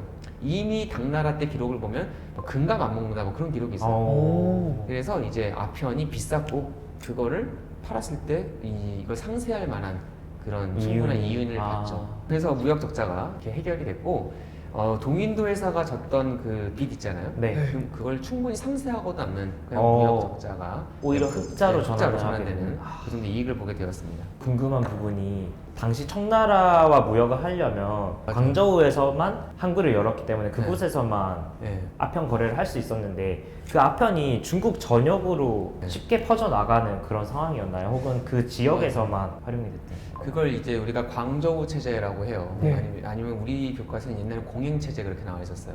뭐냐면 중국도 외부와의 그 무역을 위해서 광저우라는 도시 하나만 열어주고 거기서 허가받은 상인들 이 사람들 공행이라고 했습니다. 공행만 외국인들과 무역을 할 수 있어서 철저한 국가 통제의 대외 무역이었죠. 되게 불만이 많았죠. 영국 네. 같은 나라들은 내버려둘 수 없던 거고 여기를 파고드는 겁니다. 어떻게? 이제 인도에서 캘커타에서 이제 아편 이제 공매를 내요. 그래서 거기서 영국 무역상들이 아편을 싣고 광저우 앞바다까지 옵니다. 네. 그러면 몰래 공행들이나 아니 나중에 공행이 아닌 그 밀수업자들이 앞바다에 가서 영국 상인들을 만납니다. 그래서 아편을 싣고 중국으로 들어오면 여기에서 이제 뭐예요? 내부 아편 판매상들이 중국 전역에 팔기 시작했어요. 확산된 거죠, 점점. 그렇게 확산이 됐네요. 그리고 잘 보면 알겠지만 여기는 중국 관리들의 어떤 협조가 있었겠죠. 그쵸. 분명히 뇌물을 받았을 것이고 나쁜 건 또 빨리 퍼지잖아요. 네. 정말 순식간에 퍼집니다. 음. 순식간에 퍼지고 그 주로 이제 중국에서도 남부에서부터 아편이 퍼지기 시작하고 광저우 지역, 항구 지역, 대도시 이런 지역으로 이제 아편이 퍼져나가게 됩니다. 예상되는 문제들이 있죠. 어떤 문제가 생겼을까요? 당연히 일단 마약이고 음. 사람들이 저렇게 아편글에 누워 있는 것처럼 하면 노동력의 문제가 생겼겠죠. 그렇죠. 젊은이들이 그렇죠. 저기에 맨 아편이나 빨고 누워 있으니 경제적으로도 되게 노동력 상실도 있었을 것이고 사회적으로도, 사회적으로도 어떤 치안 문제라던가 음, 사실 이게 또 밀수품이다 보니까 검은 돈이 계속 네. 퍼졌을 것 같아요. 맞아요. 네. 그러니까 뭐 치안 문제, 또 가정 경제가 무너지겠죠. 아. 결과적으로 중국 내부 경제가 점점 무너지겠죠. 어, 또 이제 밀수 자체도 국가 세입에 또 손해잖아요. 아, 그렇죠. 그렇죠. 그러니까 잘 보면 일단 거시경제 측면에서 중국이 되게 타격이 커요. 네. 여태까지 대외 무역을 통해 중국은 엄청난 흑자를 봤습니다. 세계의 은이 중국으로 모이고 있었는데 1839년에 아편 전쟁이 일어날 때쯤이 되면은 청나라가 아편 2,500톤을 수입을 해요. 네. 이게 중국 수입 물품의 약 60%를 차지해요. 비중이 엄청나죠? 아편만 60%를 네. 그리고 세계의 은 흐름이 중국으로 들어오고 있었는데 이미 아편 전쟁 시작할 때쯤에는 시작되기 10년 전 이 기간 동안 중국 은 3,800량이 해외로 유출이 되고 있었어요. 아, 그러니까 거시경제적 측면에서 중국은 이미 이제 흑자에서 적자로 돌아섰고 그리고 엄청난 일종의 외화 유출이 아, 그쵸. 있었던 것이죠. 그리고 방금 말한 것처럼 국민 건강이 엄청나게 지금 해가 가는 거잖아요. 네. 일단 호흡기 안 좋아요. 그렇죠. 저렇게 빨고 있으면 안 그쵸. 좋겠죠. 호흡기 안 좋고 정신 건강 완전히 무너지고 있죠. 사회 기강이 무너지겠죠. 네. 한마디로 중국 사회가 병들죠. 어, 그래가지고 이미 그 아편 전쟁 일어날 때쯤이 되면 중국 성인 남성의 한 20% 정도는 아편 중독으로 20%나. 예, 20%가요? 추산을 해요. 와. 근데 아편이라는 거는 아까 교수님께서 말씀하신 것처럼 그래도 고가의 상품일 텐데 그렇게 대중 전반에 전국가적으로 퍼질 수 있었던데 이유가 있을까요? 점점 싸지죠. 아. 공급이 많아지니까 점점 이제 대량 공급이 되니까 아까 말했듯이 뭐 2,500만 톤 정도가 수주입이 되면 네. 그렇죠. 점점 싸지죠. 그럼에도 불구하고 여전히 비쌌어요. 근데 또한 궁금했던 게 20%라는 사람이 아편 흡입할 정도면 현대의 흡연율보다 훨씬 높은 아, 그럼요. 수준이잖아요. 네. 그렇다면 문화적으로도 뭔가 이 아편이 나쁘지 않다 이런 분위기가 있었나요? 그러니까 처음에 이제 고가였을 때는 약간 이게 귀중품이었어요. 네. 그래서 대가 집에서 그러니까 뭐 고위 관료나 뭐 부자 집에서 손님이 오면은 이제 한 대 권하는 아. 풍류를 즐기는. 약간 뭐 해외에서 온 물 건넌 겁니다 하면서 아. 그런 분위기였는데 점차 이제 저 정도가 되면서 사진하고 저 정도가 되면 이제 뭐 안 좋은 걸 알면서도 이제 끊을 수 없는 정도가 되는 거죠. 점차 가격도 싸지고 네. 대중화되고 그런데 이제는 사회적 문제가 되었지만 이거를 끊을 수가 없는. 그리고 이제 아직은 현대 국가에서 마약을 바라보는 시선 그 정도로 뭐 경각심이 있거나 그 정도는 또 아니었던 것이죠. 어쨌든 중국은 경제도 무너지고 사회도 무너지고 가정도 무너지는 그런 상황에 처하게 되었습니다. 이거를 이제 중국 정부도 이제 내버려 둘 수가 없었겠죠. 그쵸. 네. 교수님 그러면 아편이란 게 중국에서 확산될 수 있었던 데에는 중국 외부뿐만이 아니라 내부 요인도 있었을까요 혹시? 그렇죠. 뭐 이제 사회가 건강하고 네. 뭐 기강이 잡혀 있고 국가에 어떤 명이 서 있으면은 꽤 빨리 엄청나게 확산되잖아요. 네. 네. 그렇게 되진 않았겠죠. 음, 시기적으로 이게 청나라 말기 아닙니까? 네. 뭐 여러 가지 문제가 이미 있었습니다. 중국은 이미 이제 여러 가지 면에서 봤을 때 기운은 달이었습니다. 그렇죠?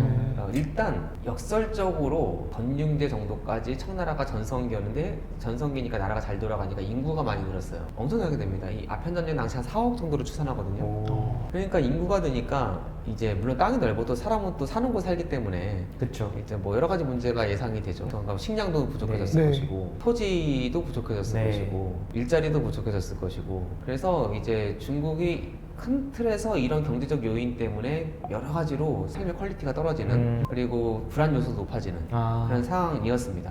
그리고 이제 이렇게 되면 그 빈익빈 부익부가 심해져요. 네. 아. 그래서 이제 뭐 잘 사는 사람 잘 살았겠지만 전반적으로 빈곤이 많이 확산되고 또 어느 지역에서는 풍족하지만 어느 지역 굶어 죽는 그런 현상도 나타나고 있었고 또 이제 청나라 말기니 관료가 부패하고 네. 아까도 말했지만 아편이 수입되는 데는 관료의 부패 또 협력이 필수적입니다. 네. 이들이 그냥 협력했었겠어요? 뭐 당연히 뭐 뇌물도 받고 또 이윤도 보고 하면서 이게 확산이 됐겠죠. 그리고 또 이제 중앙 정부가 통제를 못했다는 거 아니에요? 그렇죠. 광저우에서 일어나는 일을. 그래서 이제 중앙 정부 통제력이 약해지고 또 관료제가 매우 비효율적으로 이렇게 지금 돌아가고 있었고 또 이미 조금씩 외부에서 이렇게 중국 땅을 노리고 있었습니다. 아. 러시아가 이미 면해주까지 와 있었고 네. 또 이제 서방 국가들도 조금씩 중국을 이제 면보고 있었죠. 그리고 중앙 통제력이 약해지니까 원래 청나라가 정복 왕조잖아요. 네. 만주족이 우리가 여진족이라고 해도 만주족이 저 넓은 중국 땅을 차지한 거 아닙니까? 네, 맞습니다. 그래서 항상 불안 요소가 있어요. 그래서 한족의 반란, 또 지방 소수 민족들의 반란 등등으로 중국은 여러 가지 면에서 불안하고 이전과는 달리 중앙정부의 통제력이 약해져 있고 사회적 불안이 높아지는 그런 상황이었죠. 이런 상황이니까 어떻게 보면 사람들이 뭔가 기댈 수 있는. 의지할 수 있는. 아주 안전 방법이지만 네. 그런 물품으로서 마약이 더 많이 팔리게 되는 그런 배경도 있었겠죠. 그럼 결국에는 중국에서 어떤 방식으로 문제를 해결을 하려고 했는지 그게 궁금합니다. 해결을 시도를 합니다. 아, 근데 잘 안 되죠. 근데 이제 이때 나타났던 사람이 이제 임칙서라는 사람이죠. 임칙서. 우리가 이제 20세기 전 중국 사람들은 이제 한자를 그대로 발음해주고 20세기 이후부터는 중국식으로 발음해줘요. 아, 네. 왜 그런지 모르겠어요. 하여튼 그렇게 학계에서 합의가 된 사안이라고 저도 임칙서라고 부르겠는데 이제 마약인 아편이 큰 문제가 되니까 청나라 정부도 이거를 뭐 내버려둘 수는 없는 거예요. 규제를 해야죠. 어떻게 할 것인가. 그래서 이제 청나라 정부 안에서 이제 크게 두 가지 의견이 있었습니다. 네. 하나는 강경파가 있죠. 이건 무조건 탄압해야 되고 억제해야 되고 이거는 용납할 수가 없다. 더 법을 강하게 하고 더 이제 강력한 통제를 하자라는 그런 뭐 강경파가 있었고 또 한 파는 좀 현실주의자들이 있었습니다. 네.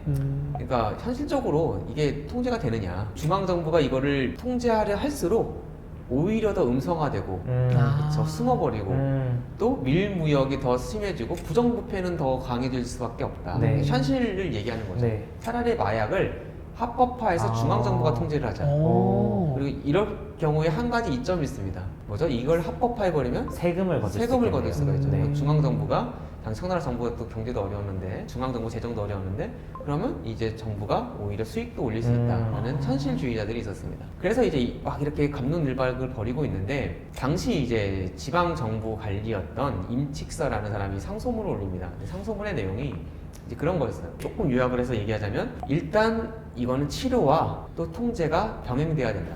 그러니까 마약은 무조건 탄압해서는 안 된다는 거예요. 마약이기 때문에. 네. 그렇죠? 그래서 마약에 중독된 사람들을 위한 요양시설을 국가에서 만들고 이들을 무조건 잡아들일 게 아니라 여기로 유도를 해서 치료를 해야 된다라는 현실주의적인 주장을 하면서도 이걸로는 멈춰서는 안 되고 여태까지는 중국 영토 안에서 마약을 판매하는 중국인들만 처벌을 했는데 네. 그게 아니라 마약을 외부에서 공급하는 사람들 있잖아요. 서양 상인들로부터 공급을 막아야 된다. 유통 경로를 아예 다. 예, 유통 경로를 아예 막아야 된다라는 근본적인 그런 대책을 세워야 된다고 주장하는 그런 상소문을 올렸습니다. 마치 미국이 지금 마약에 대해 대응하고 있는 바와 비슷하네요. 네. 미국이 이제 내부에서 마약 상들도 잡지만 가끔 뭐 이게 옳은지는 모르겠어요. 중남미에 있는 그 마약 산지를 직접 공격하기도 해요. 네, 맞아요. 네. 그래서 이런 것처럼 수입 통로를 근원을 막아야 된다. 서양 마약 판매상들도 우리가 이걸 억제를 해야 된다라고 주장을 했습니다. 상당히 현실적인 얘기고 네. 또 근원적인 해결책이라고 생각을 해서 네. 황제가 그걸 전격 발탁을 해서 흠차 대신이라고 부르는데요. 그러니까 어떤 특정 업무에 황제가 정권을 주는 그런 대신으로 임명을 해서 광저우에 보냅니다. 마약 문제에 있어서는 이 사람이 이제 모든 정권을 가지게 된 거죠. 그래서 도착을 합니다. 그래서 이제 이 임칙서가 이제 두 가지 방책을 취하는데 첫 번째는 일종의 도덕적인 우위를 차지하기 위해서 여론전을 합니다. 네. 그래서 놀랍게도 영국의 빅토리아 여왕한테 공개 편지를 씁니다. 와. 일부러 공개 편지를 써요. 그래서 여기서 모든 되게 사람들이 다 볼 하고. 수 있게 하기 위해서. 그렇죠. 여기서 당신네 외국인들은 그들에게 이익을 준 사람들을 해치려 이 독극물을 보내서 어떻게 당신들이 받은 특혜를 이렇게 원수로 갚을 수가 있습니까? 하면서 당신이 믿는 그 기독교의 신이 이렇게 가르치니까 하면서 아주 유명한 이 공개 편지를 쓰고 이제 이게 당시 런던 타임즈 보도가 돼요. 네. 그래서 영국인들도 이 얘기를 알게 됩니다. 그래서 이제 당시 영국에도요 점차 여론이 생깁니다. 그쵸. 아편 무역을 솔직히 하고 있는지 모르는 사람도 많았어요. 아는 사람들도 사실은 어떻게 보면 이익에 눈을 감았고 그쵸. 점차 우리가 이렇게 부도덕한 일을 할 수가 있는가라는 여론이 꽤 심해져서요. 나중에 1940년에 영국은 그래도 의회가 있는 나라잖아요. 네. 네. 그러니까 마음대로 전쟁을 하는 게 아니라 지금도 우리나라도 그래요. 네. 전쟁 정도 하려면 의회가 이제 이걸 승인을 해줘야 네. 되죠. 그래서 영국 국회도 아편 전쟁을 이제 승인을 할 것인가 난상 토론을 벌이고 투표를 하는데 네. 이때 9표 차이로 통과가 돼요. 엄청 팽팽했네요. 네, 꽤 팽팽했죠. 뭐 여기 임직서가 어느 정도 역할을 했는가는 모르겠으나 어쨌든 상당히 중요하다라는 것도 알았던 거죠. 이런 도덕적인 우위를 주장하는 게. 정말 역사를 바꿀 뻔한. 예, 그쵸. 9표니까요. 그렇죠. 그리고 이제 두 번째로는 이제 현실적으로 가서 탄압을 하는 거죠. 일단 1,700명 정도의 중국 아편 판매상을 잡습니다. 물리적으로. 네. 정말. 그리고 여기서 끝나서는 안 된다는 걸 알죠. 그래서 광저우에 들어와 있는 서양 상인들 370여 명 정도를 감금을 해요. 그리고 너희가 갖고 있는 아편 내놔라. 근데 이들도 버팁니다. 아, 서양인들 입장에서 또 이해가 안 되는 거예요. 자기는 자기 국가의 어떤 국민인데 왜 남의 나라가 와서. 그렇죠. 왜 불법적으로 자기들이 보기에는 네. 불법적으로 달라갈 수 있는가? 우리 재산을 뺏을 그쵸. 수가 있는가? 우리 정보를 합상도 안 하고 어떤 조율도 안 하고 이럴 수가 있는가? 버티는 거죠. 그러나 뭐 방법이 없잖아요. 그렇죠. 그래서 가다 놨으니까 그래서 40일 정도 버티다가 이제 결국은 내놓는데 이때 압수한 아편이 120만 톤이었어요. 120만 톤. 120만 돈이요? 120만 톤. 그러니까 이게 엄청난 양을 와. 몰수를 하고 그리고 이제 이거를 다 이제 폐기 처분을 합니다. 그리고 이제 조금 더 나가서 향후 아편 무역을 하면은 사형까지 감수하겠다라는 서약서를 쓰라고 하는데 이거는 거부해요. 이거는 우리가 그쵸. 할 수가 없다. 이거는 이제 국제 조약에 맞는 거냐? 우리가 중국 시민도 아닌데 뭐 이렇게까지 강요할 수 있는 거냐? 이제 뭐 이런 주장을 피는 거죠. 그래서 결국 이제 이게 불거져서 결국 이제 아까 말한 것처럼 이제 아편 전쟁까지 가게 됩니다. 그러니까 중국에서 마지막 해결할 수 있는 방법이 이제 임직서의 이런 노력이었는데 의도는 좋았죠. 그쵸. 그렇죠. 그리고 어떻게 해결책도 바르게 제시한 것 같아요. 네. 현대 국가가 하는 것 치료와 또 공급업 제한을 동시에 하는 이제 동시에 하는 거죠. 네. 방법도 옳았다고 볼 수 있어요. 그러나 임직서의 한계가 무엇이었을까요? 결국 강압적이었던, 그러니까 음. 국가 간의 관계를 음. 좀 중국 중심적으로 바라봤던 맞아요. 부분인 것 같아요. 아까도 말했지만 이 빅토리아 영한테 썼던 편지에서도 약간 드러나는 것 같은데 임직서는 꽤 서양 문물에 밝았어요. 네. 서양을 되게 알려고 노력했고 공부도 많이 했지만 그럼에도 중국 전통적인 엘리트였어요. 아, 그가 바라보는 세계는 여전히 중국 중국이 중심. 가운데 있고 이제 동심원 구조로 돼 있는 거죠. 그래서 아까 뭐라고 그래요? 우리가 너희들에게 특혜를 줘서 이렇게 무역도 해주고 상품도 팔고 해주는데 어떻게 은혜를 원수로 갚냐? 아, 이런 식으로 여전히 우리가 무역을 국가 간의 대등한 관계 교환이 아니라 마치 우리가 하사한 것처럼. 것처럼 바라보는 아, 그런 국제관을 여전히 가지고 있었고 그 연장선에서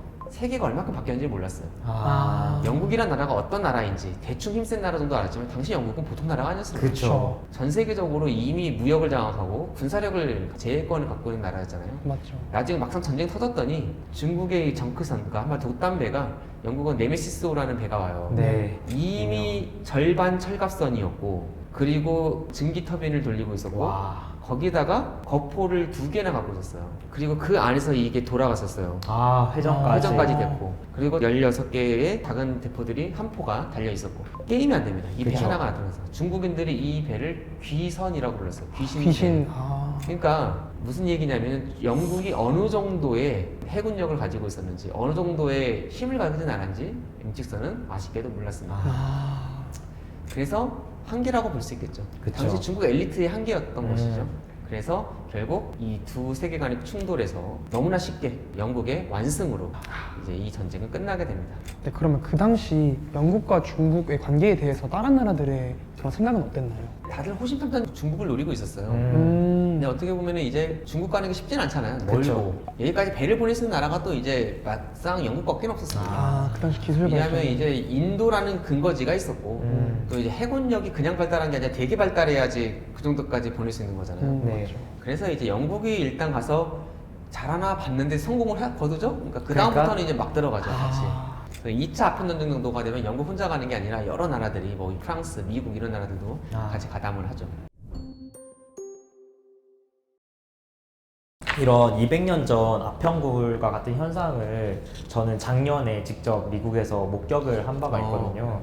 제가 미국에 있는 샌프란시스코 UC 버클리에서 교환학생을 1년 동안 했었는데 실제 그 도시 시내를 가면은 정말 좀비들처럼 사람들이 마약에 취해서 걸어다니고 정말 좀 개인적으로 많이 무섭고 좀 도시 분위기가 삭막하게 되는 그런 것들을 몸소 느꼈던 바라 좀 이런 문제에 대해서 많이 와닿는 것 같아요. 그렇죠. 우리가 뭐 요즘에 뉴스에서 심심치 않게 보죠. 뭐 네. 펜타닐 중독자들. 펜타닐 원래 뭘로 만들어진지 알아요? 펜타닐이 그 아편에서 추출한 네, 몰핀 네. 역할을 했던 거죠. 이게 그냥 마취제가 아니라 말기 암 환자 아니면 극심한 정말 고통을 수반하는 어떤 수술하는 사람들 있잖아요. 그런 분들을 위한 마취 용도로 개발된 약품이었는데 동전의 악명과도 같이 강력한 마취가 결국 환각으로도 이어질 수가 있고 또 이렇게 강력한 효과를 갖고 있으니까 또 중독성도 그만큼 강하겠죠. 강하겠죠. 그래가지고 펜타닐의 중독성이 우리가 알고 있는 뭐 아편 중에 헤로인 있잖아요. 네. 헤로인의 100배 정도 달한다고 그래요.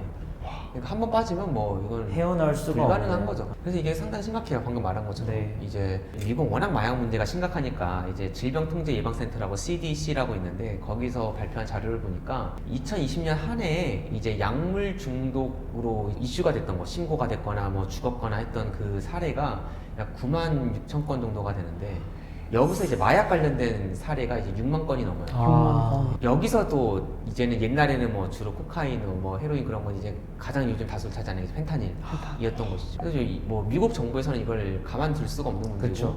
옛날에는 이제 무역 분쟁을 중국과 많이 했는데 지금은 중국, 미국 지도자들이 만나면 이제 펜타닐 갖고 요즘에 싸우잖아요. 네. 그래서 이게 왜 그 중국한테 자꾸 뭐라 그러는가? 그 원료를 예, 맞아요. 중국에서 제공하고 이제 이 CDC의 그 통계에 따르면 미국에 들어오는 펜타닐의 68%가 중국에서 와요.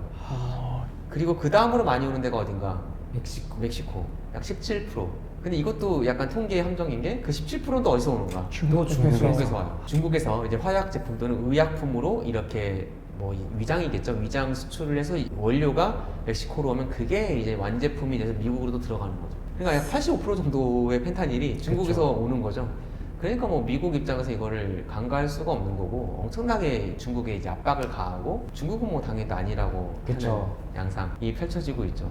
어떻게 보면 역사는 돌고 돌아 100 몇십 년 전에는 그쵸. 2차 아편전쟁 때는 미국도 가담을 하거든요. 그러니까 그때는 일종의 가해자였는데 이제는 돌고 돌아 이제 이제는 또 당하게 되는 역사의 또 악순환을 우리가 또 보게 되는 것 같습니다. 그러면 아편 전쟁 당시 청나라 그리고 현재 어떻게 보면은 비슷한 마약 문제를 겪고 있는 미국이 좀 유사한 모습들도 있을까요? 그렇게 보이지 않아요? 네, 어떤 사실 점이 비슷해 보여요? 좀 문화적으로 쉽게 접근이 가능하다. 마약을 접근하기 네. 쉽다 그런 측면도 있고. 네. 그리고 무역에서도 위치도 지금 비슷한 것 같은데 그러니까 일단 둘 다 강대국이고 아, 강대국이요. 맞아요. 와, 국제적 위상이나 경제적 측면에서나 둘 다 진짜 그때 청나라 위치가 지금의 미국 위치 정도 아니었을까요? 아, 그쵸. 전체 GDP 네. 33%면 뭐 그 정도를 차지하고 있었고 그리고 또 이제 해외에서 어쨌든 무역 분쟁을 지금 청나라도 겪었고 미국도 겪고 있고 네. 그리고 그 과정 속에서 또 마약이 거래가 되고 아, 청나라도 그랬고 또 미국도 그랬고 그런 점에서 우리가 뭐 두 국가의 유사점을 볼 수가 있죠. 분명 이제 큰 나라가 무너지기 시작하는 건 밑에서 또 정말 작은 구멍으로 인해서 그 구멍이 커지면서 무너집니다. 청나라도 옛날에는 마약이었고요. 미국도 모르죠. 우리가 지금 미국 역사는 현재이기 때문에 모르죠. 나중에 돌이켜 봤을 때 그때 미국이 펜타닐 때문에 점점 그렇게 되더니 결국은 사회가 병들고 힘들어지더라. 그렇게 얘기할 수도 있겠죠. 그래서 두 국가를 바라보면서 어떤 과정 속에서 이 마약으로 대표되는 사회의 암적인 그런 문제들이 생겨나고 퍼져가는지를 우리가 볼 수 있는 것 같고 또 이거를 청나라는 대처하는데 실패했죠. 네. 그렇죠. 미국이란 나라가 이거를 어떻게 대처하는지 보면서 성공하는지 또는 실패하는지를 보면서 우리가 또 교훈을 얻을 수가 있겠죠. 또 역사적인 관점에서 저희도 많이 배워가는 그런 순간이 되겠네요. 이제 요즘은 그런 것 같아요. 마약 문제뿐 아니라 우리가 처한 문제들이 상당히 글로벌화돼 있고 그리고 이제 어떤 한두 가지 정책으로 해결되지 않은 되게 복잡한 그리고 다면적인 네. 측면을 가지고 있다는 걸 우리가 좀 알아야 될 것 같아요. 마약 문제는 상당히 복잡합니다. 중독으로 바라볼 수도 있고 범죄로 바라볼 수도 있고 그쵸. 경제 측면에서 바라볼 수도 있고 글로벌 경제 측면에서 바라볼 수도 있고 또 이제 공무역과 또 밀무역의 측면에서 바라볼 수도 있고 이게 되게 다면적이에요. 네. 그러니까 이걸 하나를 어떻게 한 이유를 없앨 수 있을까? 들어갔을 때는 이건 보건복지 차원에서도 봐야 되고 형법적 차원에서 봐야 되고 또 국제무역 측면에서 바라봐야 되고 또 군사적 측면에서 바라봐야 돼요. 그렇죠. 배우 쉽지가 않죠. 그쵸. 그래서 저는 우리가 시야를 점점 역사적 사례를 통해 정말 이게 상당히 복잡하다. 그래서 각 분야에서 전문가가 필요한 것 같아요. 저 같은 역사가는 어떤 일들이 있었는가, 또 과거에서 성공한 사례, 실패한 사례를 통해서 어떻게 우리가 인류는 또 이 문제를 해결해 왔는가를 제시를 해주면 누군가는 경제적으로, 누군가는 사회복지적으로, 누군가는 의료적으로, 누군가는 또 거시경제적으로 이 문제를 접근을 해서 전문성을 살려서 역할을 해야겠죠. 마약 문제뿐 아니라 이제 세상은 그래야지 우리가 처한 문제들을 하나하나 해결할 수 해결해 갈 수 있는 것 같아요. 이번 주제는 마녀 사냥입니다. 한 번쯤은 다 들어봤죠? 네. 네, 동세 때 마녀 사냥이 있었다. 뭐 이런 거는 아실 것 같은데 마녀 사냥하면 떠오르는 이미지 있어요?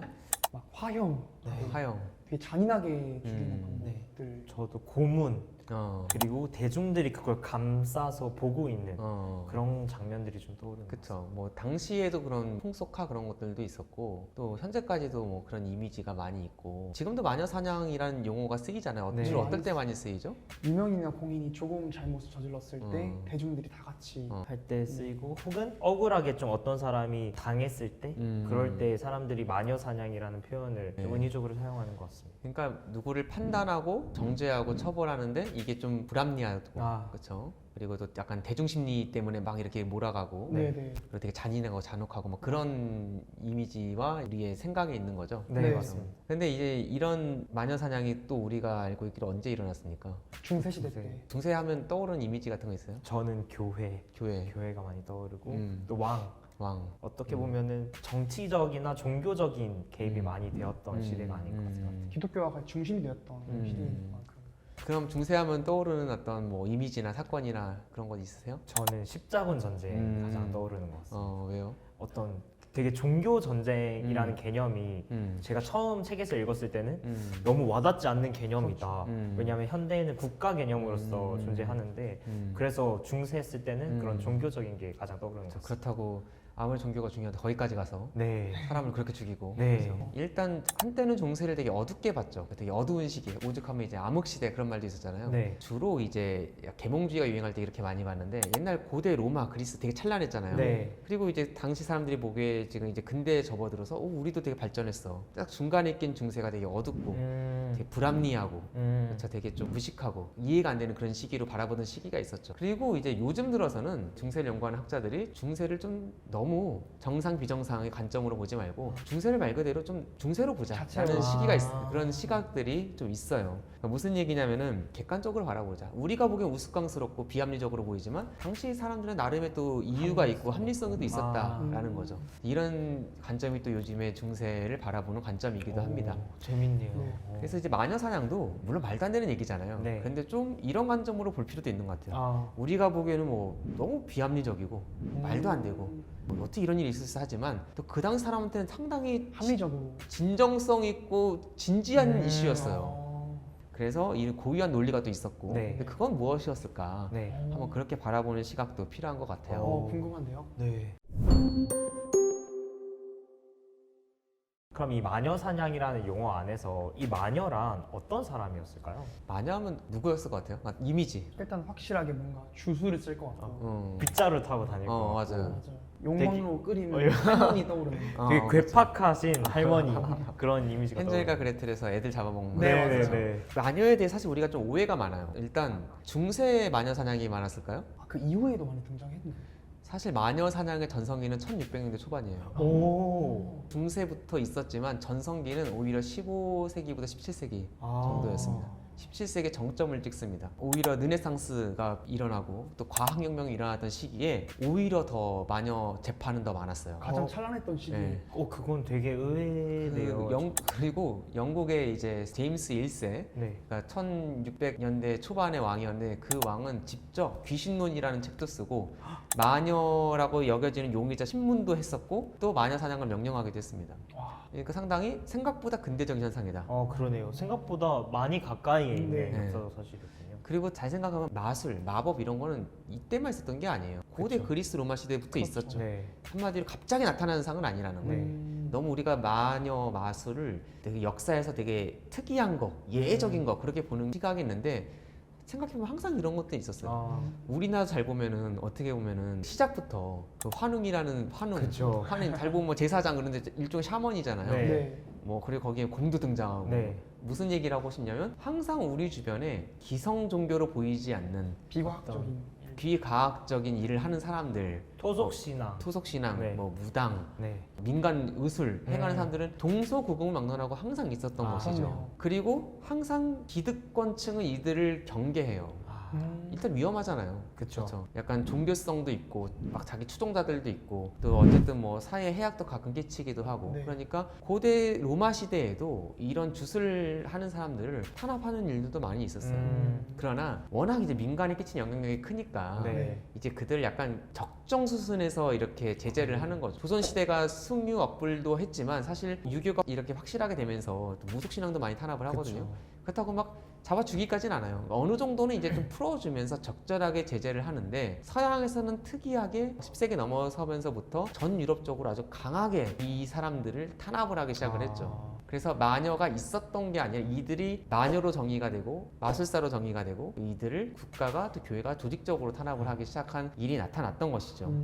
그 정의의 문제에 가까웠군요. 그렇죠. 어떻게 보면 유럽이 313년부터 기독교가 공인되고 이제 유럽의 기독교가 퍼지지만 약 1000년 정도 될 때까지는 이 기독교가 전 사회를 확실하게 장악한 건 아니에요. 아, 빈 틈이 있었던 거죠. 그쵸. 여기에 계속해서 이 민간 의술, 뭐 민간 토속 신앙, 네. 뭐 일종의 무당들, 샤먼들 이런 사람들이 있었던 거죠. 이신들은 항상 존재. 사실 존재했던 현대에도 거죠. 존재하잖아요. 현대에도 있는 거니까요. 네. 그런데 이제 1000년 정도가 넘면서부터 이제 확실하게 기독교와 국가 통치가 좀 더 강화되면서 이들이 이제 조직적인 탄압을 받게 되었다라고 볼 수가 있어요.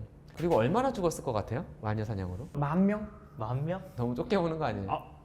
10만 명? 10만 명? 그러니까 어떤 학자는 뭐 100만 단위로 얘기하기도 해요. 100만이요? 근데 이걸 알기는 어렵죠. 어려운데 남아있는 자료들이 있습니다. 아. 그러니까 뭐 마녀 재판을 통해 죽여요. 많은 경우 재판 자료들이 있어서 재판 자료를 또 이제 예를 들어서 뭐 100건이다. 그럼 실제로 한 1000건 정도 있었을 거예요. 그렇죠? 이런 식으로 아. 추산을 해보면 대략 10만 건 정도의 정말 많은 사람. 마녀 재판이 있었고 여기서 절반 정도 해당되는 한 5만 명 정도가 이제 재판을 통해서 죽었을 거라고 추산을 해요.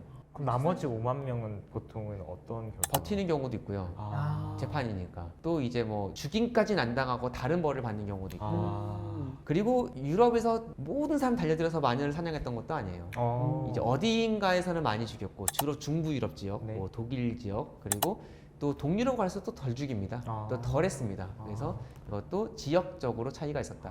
지역 문화적인 영향도 그래서 맞아요. 네. 특히나 어떤 지역 문화적인 영향이 그런 거에 영향을 미쳤나요? 어떤 지역에서 많이 죽였을까? 기독교가 훨씬 더 강화되고 중요한 나라에서 좀 더 많이 죽였을 것 같아요. 저는 뭔가 음. 좀 이런 자연재해 현상이 많았던 곳에서 음. 많이 죽었을 것 같아요. 둘 다 맞아요. 마녀 사냥을 중세 내내 한 게 아니라 10세기 이후에 많이 하거든요. 그때부터 많이 강화되거든요. 그때부터 예를 들자면 카노사의 굴욕이라는 사건이 있어요. 네. 1050년대 경에. 그래서 신성노마 제국 황제랑 교황이랑 붙었는데 교황이 이깁니다. 아. 어떻게 이긴 걸 아냐면 신성노마 제국 황제가 카노사라는 성에 한겨울에 찾아와가지고 3박 4일 동안 빌어요. 그래가지고 교황이 용서해준 사건이 있거든요. 네. 이게 단적으로 그만큼 교황권이 강화했다는 걸 보여주죠. 네. 네. 그리고 1268년부터 토마스 아퀴나스라는 정말 가톨릭에서 되게 중요한 신학자가 신학대전이라는 엄청난 책을 써요. 네. 네. 가톨릭 신앙이 정비가 되죠. 즉 교황권이 세지고 가톨릭 신앙이 강화되는 이 시기부터 분명 마녀 재판이 늘어납니다. 아. 그래서 아까 잘 말했듯이 기독교가 좀 더 확실하게 유럽 사회에 뿌리 내리면서 더 탄압을 받게 되는 경향도 있어요.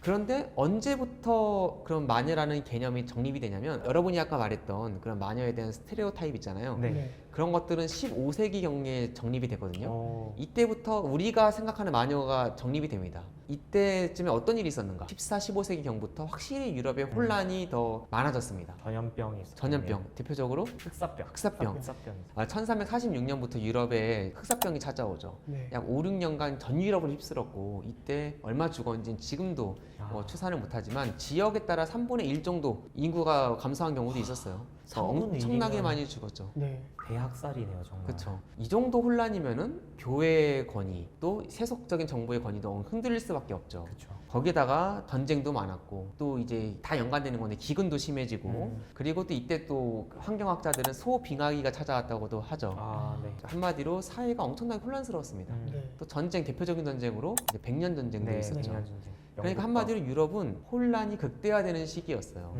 이런 혼란이 극대화되면 어떤 현상이 나타납니까? 항상 어디에 의지할 기대려고 때가 하고 필요하고. 의지하려고 하고 원인을 네. 찾으려고 하죠. 그쵸. 네. 사람들이 한마디로 기성 종교, 기존 정부가 이걸 해결 못 해주는 거예요. 네. 그래서 더 뭐 민간 신앙, 주술, 그리고 또 구속 신앙 이런 거 기대려고 하게 되겠죠. 네. 그러니까 오히려 반작용으로 교회나 정부에서 이런 것들을 탄압하려고 하는 시도가 나타나는 거예요. 그래서 이제 아까도 말했듯이 지역별로, 시기별로 차이가 있었다는 게 이런 점에서 아. 우리가 얘기를 할 수 있는 것 같아요. 그럼 그 당시에 마녀 재판으로 엄청나게 많은 사람이 죽었다고 말씀하셨잖아요. 그럼 죽었던 사람들 중에서는 정말 억울하게 죽었던 사람이나 혹시 그런 사례들이 있을까요? 솔직히 말하면 다 억울하죠. 그렇죠. 그러니까 마녀의 스테레오타입이 있습니다. 15세기 정도 되면 이제 정립이 되는데요. 책들도 되게 많이 나와요. 테마법, 요즘은 말로 하면은, 그러니까 뭐 제목들은 다양한데 뭐 주술을 막는 법. 점차 이런 책들이 나오기 시작하면서 마녀가 누구인가라는 게 나오는데 일단 마녀는 악마와 계약을 합니다. 네. 악마한테 영혼을 파는 계약을 해요. 그러면서 많은 경우 이 계약 과정 속에서 악마와 이제 성교를 합니다. 그리고 이제 악마한테 이제 영혼을 팔고 신비한 능력을 얻죠. 그래서 이제 뭐 빗자루 타고 날아다니고 하늘 날아다니는 그런 능력 같은 것도 얻게 되는 거죠. 그리고 정기적으로 악마의 회합에 참여합니다. 사바스라고 불리는 건데요. 여기에 대부분 참여를 해요. 그래서 여기서 이상한 행위를 많이 하죠. 그러니까 뭐 동물도 잡아 죽이고 또 많은 경우 유아 살해도 많이 합니다. 아이를 갖다 바치는 예, 갖다 그런 바치고. 그림을 본 적이 있어요. 예, 맞아요. 네. 그래서 이렇게 뭐 계약, 성교, 그리고 또 뭐 사바스에 참여하는 거, 그리고 사람들 위해를 강하고 어떤 사악한 행위를 하는 마녀에 대한 스테레오타입이 이렇게 갖춰져요. 아, 근데 이런 게 있을 리는 없잖아요. 그렇죠. 그러니까 죽는 사람들 대부분은 억울하게 죽는 거예요. 일단 마녀라고 자꾸 얘기하는데 남자도 많았습니다. 어, 예, 그러니까 물론 여자가 다수긴 해요. 네. 지역에 따라 90%까지 여자인 경우도 있지만 한 60, 70 정도까지 여성인 경우도 있어요. 반대로 얘기하면 30, 40%가 남자인 경우도 있습니다. 그래서 여성이 물론 다수이긴 해요. 그러나 그럼에도 불구하고 남자인 경우도 많았고 무당 아니면 실제 주스를 쓰는 사람들도 있었지만 아닌 경우도 진짜 그냥 평범한 사람들 근데 잡히는 경우도 많았고 또 사회적 약자들만 잡아갔는가 그것도 아닙니다. 또 마녀 사냥 한참 심할 때는 뭐 시장이 마법사를 몰리는 경우도 있고 또 한마디로 사회적 공공의 적으로 엄한 사람이 몰리는 경우도 많았어요. 생각보다 되게 다양한 사람이 다양한 이유로 이제 마법사나 마녀로 몰렸습니다. 근데 그러면 이 마녀가 지금도 한 단어로 정의하기 어렵고 너무 추상적인 개념인데 그 당시에는 누가 마녀고 누가 마녀다 아니다 이런 어떤 기준으로 판단을 했던 건가요? 이 사람이 마법사나 마녀인 걸 어떻게 증명하는가? 네. 이거는 당시 사람들도 되게 어려워했어요. 기준이 되게 애매해요. 되게 그쵸. 애매했어요. 뭐 실제로 그럼 어떻게 몰려가는가? 네. 많은 경우 처음에 누군가 신고를 합니다. 마녀 재판의 기록들이 지금도 꽤 남아있거든요. 네. 보면은 크게 세 가지 경우인데 첫 번째는 너무 억울해서 자기가 재판해달라 하는 경우도 있어요. 소수지만. 너무 억울해서. 두 번째는 누군가 대부분인데 누군가 신고를 해요. 저 사람 마녀 같다. 마법사 같다. 제가 저번에 날 욕했는데 실제로 제가 욕한 다음부터 우리 장사가 안 된다. 난 저주를 내린 다음부터 우리 집에 애가 안 생긴다. 뭐 이런 식으로 이제 누군가 신고를 해요. 세 번째로는 그 지역의 성직자라든가 아니면 나중에는 신문관이 있거든요. 마녀 신문관. 이 사람들이 직권으로 조사를 하는 경우도 있어요. 자, 어쨌든 그래서 이렇게 누군가 신고를 합니다. 그럼 재판이 열리죠. 그러면 처음에는 자백할 기회를 줍니다. 이제 누가 자백을 하겠어요? 그래서 이때까지는 고문을 안 해요. 근데 이때쯤부터 그럼 이제 증인들이 등장을 합니다. 그래서 정말 놀랍게도 평상시에 나랑 친하게 지내던 사람들이 정말 나랑 뭐 둥마고우가 나타나서 내가 마녀라고 마법사라고 증언을 해요. 왜 그럴까요? 이 사람에 대한 원한이 있거나 뭔가 이 사람이 잘 안 됐으면 좋겠다는 마음이 있었을 것 같아요. 그런 경우도 있고 또 대다수 경우는 이들도 고문을 당합니다. 이들도 고문을 당해서 와요. 그 정도 말할 정도면 자기 영혼을 걸고 막 얘기를 하거든요. 고문을 당해서 이미 온 경우에 이미 그 상태야. 그럼 이제 만들어진 이미 버텨내기가 어렵습니다. 그리고 나서 이때부터 고문이 들어가요. 세 번째 단계가 고문인 거죠. 그래서 고문도 이제 단계별로 있습니다. 제일 낮은 단계가 엄지손가락을 이게 나사 같은 걸로 째요. 이미 아프겠죠. 이게 제일 낮은 단계야. 그 다음에 쭉쭉쭉쭉 올라갑니다. 이제 제일 높은 단계가 뭐냐면 이제 스트라파도라는 그런 유명한 고문이 있는데요. 사람이 이렇게 손을 뒤로 묶고 이 오라를 묶은 상태에서 뒤에 이렇게 기둥에 줄을 매고 도르래처럼 이렇게 도르래에 매달려가지고 이렇게 들고 있는 거예요. 이 사람이 이렇게 해서 매달려 있는 거죠. 줄을 살짝 놨다가 딱 잡아버립니다. 그러면 떨어지다가 딱 잡혀. 그러면 어깨가 다 나가요. 이게 그렇게까지 아픈가 싶지만 최고 난이도의 고문이에요. 이게 어느 정도로 센 고문이냐면 군주론을 쓴 마키아벨리가 네. 원래는 공화주의자였는데 네. 나중에는 피렌체 메디치 가문에 충성을 다하거든요. 네. 이 고문을 당한 다음에 전향을 해요. 사상을 바꾼 정도. 네. 그러니까 이 스트라파도라는 고문을 할 정도가 되면 대부분 포기합니다.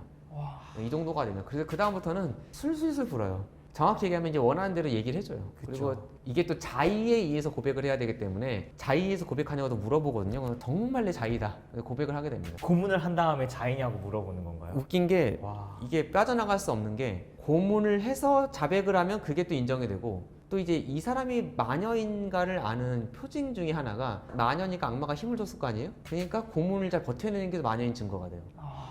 어떻게 해도 어떻게 해도 마녀를 빠져나갈 수가 부를 없는 수가 거죠. 없네요. 이 정도가 되면은. 그리고 또 이제 마녀가 되면 이제 계약을 하면서 이제 일종의 악마가 준 그런 표식이 몸에 남습니다. 네. 이게 어떤 점이나 흉터예요. 네. 사람치고 여러분 몸에 점이나 흉터 없는 사람 없어요. 그렇죠. 한두 개는 발견돼. 그러니까 어떻게든 빠져나갈 수가 없어요. 그럼 흉터를 찾아서 이 흉터가 얘가 마녀인 이유다. 예, 그렇게 되고 또 이제 고문도 하고 그래서 순수하게 자백을 합니다. 자백을 하면서 여기서 끝나지 않습니다. 그 사바스에 누구랑 같이 갔냐? 라고 얘기를 해요. 그러면 처음에 혼자 갔다 그럽니다. 많은 경우. 또 고문을 합니다. 그럴 리가 없다. 그러면 할 수 없이 이제 주변 사람들 친구를. 부르기 시작하는 거예요. 어떻게? 근데 거기서 이게 점점 퍼져나가는 거죠. 이런 식으로. 그렇게 해서 한 번 마녀 사냥이 시작되면 그 마을, 도시가 초토화돼요. 근데 그럼 그 고문에는 좀 불순한 의도가 있었던 거겠네요. 그게 이제 뒤에 이 마녀 사냥의 동기를 좀 설명할 텐데 네. 누군가는 진짜 믿었겠죠. 그렇죠. 정말 왜냐면 데카르트도 마녀를 믿었어요. 그러니까 대부분 사람들이 우리의 21세기를 사는 현대인과 달리 상당히 종교적이었고 상당히 이런 토속적인 이런 거에 빠져 있었잖아요. 옛날 사람들은. 그쵸. 네. 그런 사람들한테 약간 당연했던 거죠. 어딘가에 있는 그쵸, 거죠. 이런 그쵸. 사람들은. 누군가는 진짜로 믿었고 누군가는 또 이해관계 때문에 또 이걸 악용한 사람도 있었겠죠. 무섭다. 정말 무섭다는 생각이 많이 드네요. 그러면 왜 도대체 이렇게 고문을 하면서까지 마녀 사냥을 했어야 했을까요? 이게 참 어려운 문제입니다. 되게 오랜 기간 동안 몇백 년 동안 역사에서 되게 논쟁이 있는 그런 이슈예요. 여러분은 어떻게 생각해요? 사실 저는 요즘 있는 마녀 사냥의 현상을 보면서 이게 어떻게 보면 사람들 내부 본성에 있는 열등감이라는 게 하나의 원인으로 작용할 수 있다고 생각을 했어요. 어떤 사람이 너무 잘나고 이쁘고 잘난 사람들한테 많은 사람들이 요즘 마녀 사냥을 하잖아요. 그래서 이 당시에도 잔다르크도 마녀 사냥을 당했듯이 잘 나가는 사람들한테 가지고 있던 열등감이 이러한 방식으로 표출된 게 열등감, 아닐까. 뭐 시샘, 부러움, 네. 뭐 그런 거, 그쵸? 뭐 연예인들 뭐 잘못하고 그러면은 바로 솔직히 일반인들보다 훨씬 더 엄한 그쵸. 잣대로 뭐라 하고 막 더 달려들고, 그렇죠? 그렇죠. 어떻게 생각해요? 저는 결국에는 좀 정치적인 좀 관점이 결합되지 않았을까? 음. 대표적으로 들었던 예시가 그 변호인에서 학생들이 좀 억울하게 마녀 사냥을 당한 측면이 있잖아요. 그것 또한 어떤 정치적인 목적을 가지고 그랬던 것처럼 사실 좀 높은 사람들이 이런 목적을 가지고 접근해서 그렇게 된 것이 아닐까. 그렇죠. 뭐 정치적 반대파를 제거하려는 수단이 될 수도 있잖아요. 네. 그렇죠. 사실 여러분들이 말한 게 다 생각해 볼 수 있는 거고 되게 뭐 학자들도 다 얘기를 했던 거예요. 여러분은 상식선에서 얘기한 거, 이 사람들은 다 근거를 갖고 얘기를 한 건데 근데 이게 한마디로 정답은 없습니다. 기존에 많이 나왔던 게 흉년 아니면은 전쟁, 전염병 이런 게 되면 기본적으로 민심이 흉흉하잖아요. 그렇죠. 민심이 흉흉하고 사람들이 뭐 민간 신앙에도 의지하려고 하고 그럼 또 정부나 기존 교회 권력은 또 이걸 탄압하게 되고 그런 상황에서 마녀 사냥이 발생한 게 아닌가? 일부 맞습니다. 근데 또 일부 아닙니다. 왜냐하면 생각보다 평화로웠던 시기에도 마녀 사냥은 있어요. 그래서 또 일부 아니고 또 이제 아까 제가 뭐 1600년대에도 마녀 사냥 많이 했다 그랬는데 네.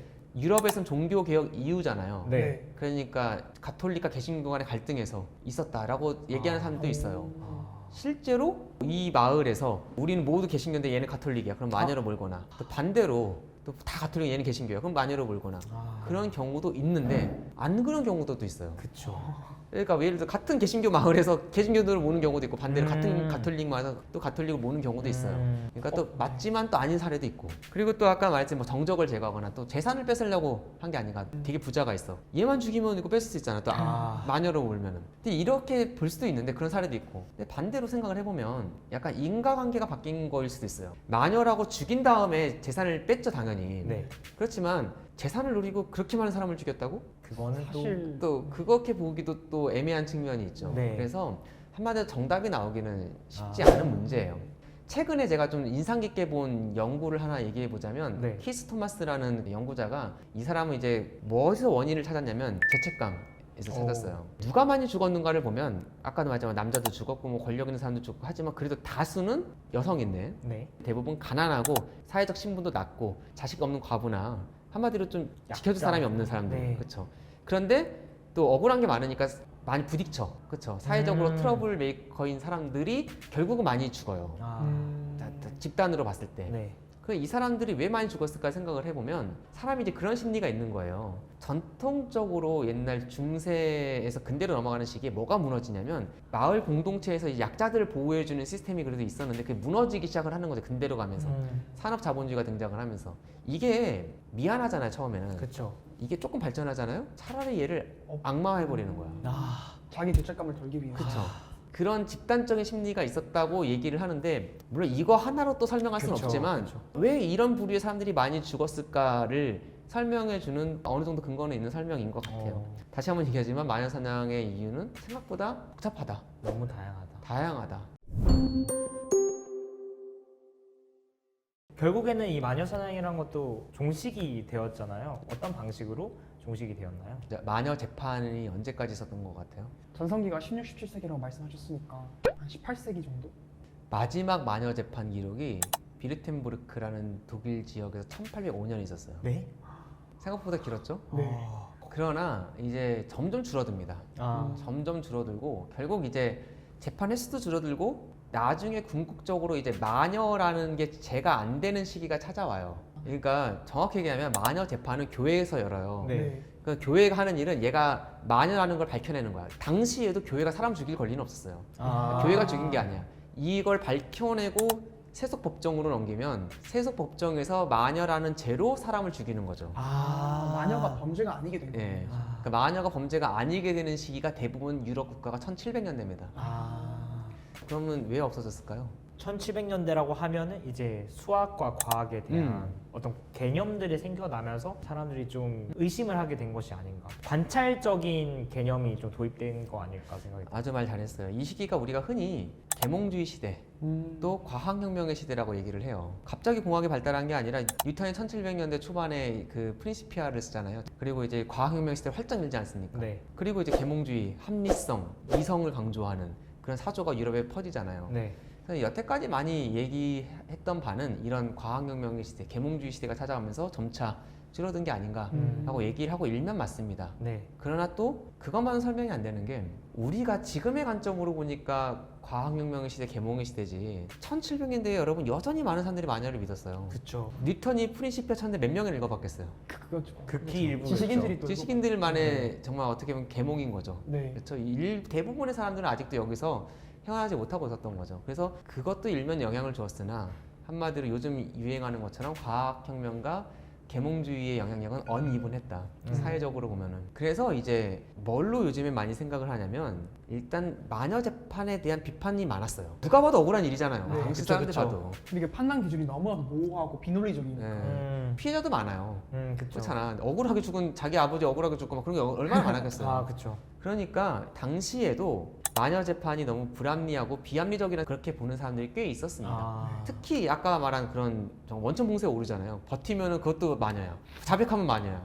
말도 안 되고 고문을 쓰는 것이 맞는 것인가? 특히 1620년대 독일 남부 지역에 그 마녀 재판의 열풍이 한번 봅니다. 네. 이때 꽤 많은 사람들이 일종 학살을 당해요. 이때 지식인들도 많이 죽습니다. 아. 그래서 이들의 유가족들 중에서 한마디로 민간인이 아니라 뭐 시장도 죽고 막 뭐 재판관도 죽고 막 그러거든요. 배운 사람들이 본격적으로 이제 마녀 재판을 좀 비판을 해요. 그래서 이 연장선에서 근대 국가가 나라다운 나라가 좀 만들어지고 중앙 집권화되고 그리고 사법 제도가 확립되면서 마녀 재판이 점점 사라지는 것도 발견이 돼요.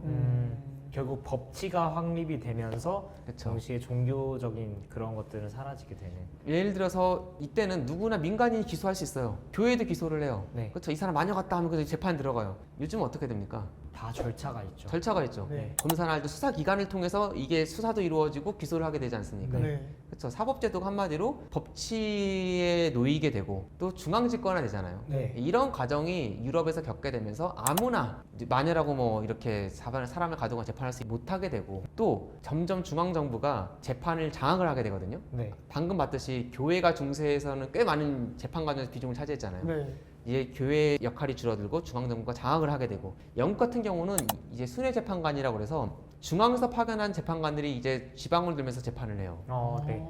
이들은 중앙에서 파견한 사람들이니까 그래도 공부도 했고 법률도 잘 알고 그리고 좀 합리적이고 이런 사람들이 재판을 하게 되죠. 그러니까 점차 마녀 재판도 줄어들고 마녀 재판이 해부가 돼도 이제 풀려나는 경우도 많아지고 그리고 아까 말했듯이 1700년대 되면 대부분 국가에서 이제 아예 마녀죄가 더 이상 죄가 아니게 됩니다. 존중을 또 예, 그래서 사법제도의 확립 과정 속에서 이 마녀 재판이 점점 줄어들게 되는 것도 우리가 볼 수 있습니다. 제가 현대의 마녀 사냥은 어떠할까 또 그런 것들을 생각하면서 좀 가장 주의 깊게 생각했던 것이 과거와 현재의 가장 큰 차이는 정보가 아닐까? 그래서 과거에는 사실 정보가 많이 없으니까 재판관의 판단이나 주변의 분위기에 휩쓸리기가 너무 쉬운 사회적 양상이었다고 하면 현대는 오히려 정보가 너무 많고 너무 빠르다 보니까 역설적으로 그런 것들에 휩쓸리게 되는 그래서 어떻게 보면 현대적인 마녀 사냥이 일어나게 되는 것이 아닐까라고 생각을 했거든요. 교수님께서는 현대적인 마녀 사냥에 대해서 어떻게 생각하시는지 궁금합니다. 물론 현대에도 여러분이 뭐 말한 것처럼 마녀 사냥으로 여겨지는 그런 사건들이 있죠. 근데 저는 그래서 어떻게 보면 정보가 되게 중요한 것 같아요. 가짜 뉴스와 어떤 팩트를 구분할 수 있는 능력도 상당히 중요한 것 같습니다. 예를 들어서 중세 사람들은 물론 우리가 보기에는 비합리적이고 잘못된 방식으로 표출되긴 했지만 실제로 자기가 사는 사회에 사람들에게 위해를 가하고 또 타락의 길로 이끄는 악마의 하수인들이 있다고 생각을 했습니다. 한마디로 반사회적인 사람들이 있다고 생각을 했던 거죠. 그런 사람들이 있다면 지금도 우리가 분명 어떤 제재를 가할 거예요. 근데 중세인들은 그런데 왜 그 과정 속에서 그렇게 수많은 희생자들을 양산했을까? 저는 거기서 분명 정보의 문제, 즉 가짜 뉴스의 문제가 있다고 생각을 해요. 부족하고 또 편향되고 또 잘못된 정보들을 그들은 어떻게 보면 걸러낼 능력이 없었잖아요. 그렇기 때문에 너무나 많은 무고한 사람들을 그렇게 마녀로 몰았고 또 희생을 치렀던 것처럼 우리가 현대 사는 우리들도 이 정보의 홍수 속에서 우리가 혹시라도 잘못되게 누군가를 희생양으로 만들지 않기 위해서는 어떤 것이 조금 더 진실에 가깝고 어떤 것이 또 잘못인지 그 정보를 걸러내고 또 판단하는 능력 그런 것들이 이제 우리한테 또한 요구되는 것 같아요. 또 그런 사람들이 있더라도 우리가 중세에는 분명 그들을 걸러내기 위해서 비합리적이고 폭력적인 방법을 사용했잖아요. 현대를 사는 우리는 그렇게 하지 않으면서 어떻게 법의 테두리 안에서 또 합리적인 테두리 안에서 우리 사회에 항상 우리가 보기에 이상하게 보이는 사람들이 있기 마련인데 그들을 잘 사회화하면서 또 같이 살아갈 것인지 고민하는 것이 현대를 사는 우리한테는 또 요청되는 것 같습니다. 오늘 이렇게 정말 다양한 관점들을 많이 배운 것 같아요. 이제 역사에 좀 관심이 많은 입장으로서 사실은 좀 표면적으로 바라봤던 부분이 있지 않았나 반성도 많이 하게 되는 것 같고 교수님 말씀 들으면서 또 제가 앞으로 나아감에 있어서 어떻게 반응해야 할지 그런 것들을 많이 배우고 가는 것 같습니다. 그리고 저희 팀은 또 사회의 다양한 이슈들에 대해서 이야기를 해보는 그리고 저희 둘도 그런 이슈들에 관심이 많은 만큼 이번 기회를 통해서 많은 인사이트를 얻고 그리고 가장 핵심적인 거는 어떤 사회 문제든지 간에 그 문제는 다면적으로 바라봐야 한다 이 점인 것 같습니다. 그래서 저희도 앞으로 살아갈 때 이 점을 항상 명심하면서 다양한 문제들에 대해서 해결 방법을 생각해 볼 것 같습니다. 우리가 뭐 고등학교 때까지만 해도 역사를 배울 때 입시라는 것 때문에 그냥 암기 위주로 배우잖아요. 그래서 어떻게 보면 역사를 암기 과목이다라고 생각하고 뭐 A는 B 때문에 일어났다 뭐 이런 식으로 단선적으로 이렇게 공부를 하는 경향이 있는데 막상 역사를 대학 가서 이제 깊이 공부를 해보면 다양한 사료를 읽게 되면서 한 사건을 다각도로 보는 시각을 길러내는 게 또 역사학이고요. 이런 능력이 있을 때 우리가 직면한 사회 문제를 다양한 측면에서 바라볼 수 있고 그 안에서도 뭐가 중요하고 뭐가 덜 중요한지 또 바라볼 수 있는 능력을 우리가 가질 수가 있겠죠. 그런 점에서 역사학은 현재적 쓸모가 있는 것 같습니다. 우리 학생들이 오늘 수업을 하면서 그런 면을 잘 배운 것 같아서 저도 아주 뿌듯합니다. 고맙습니다. 감사합니다 교수님.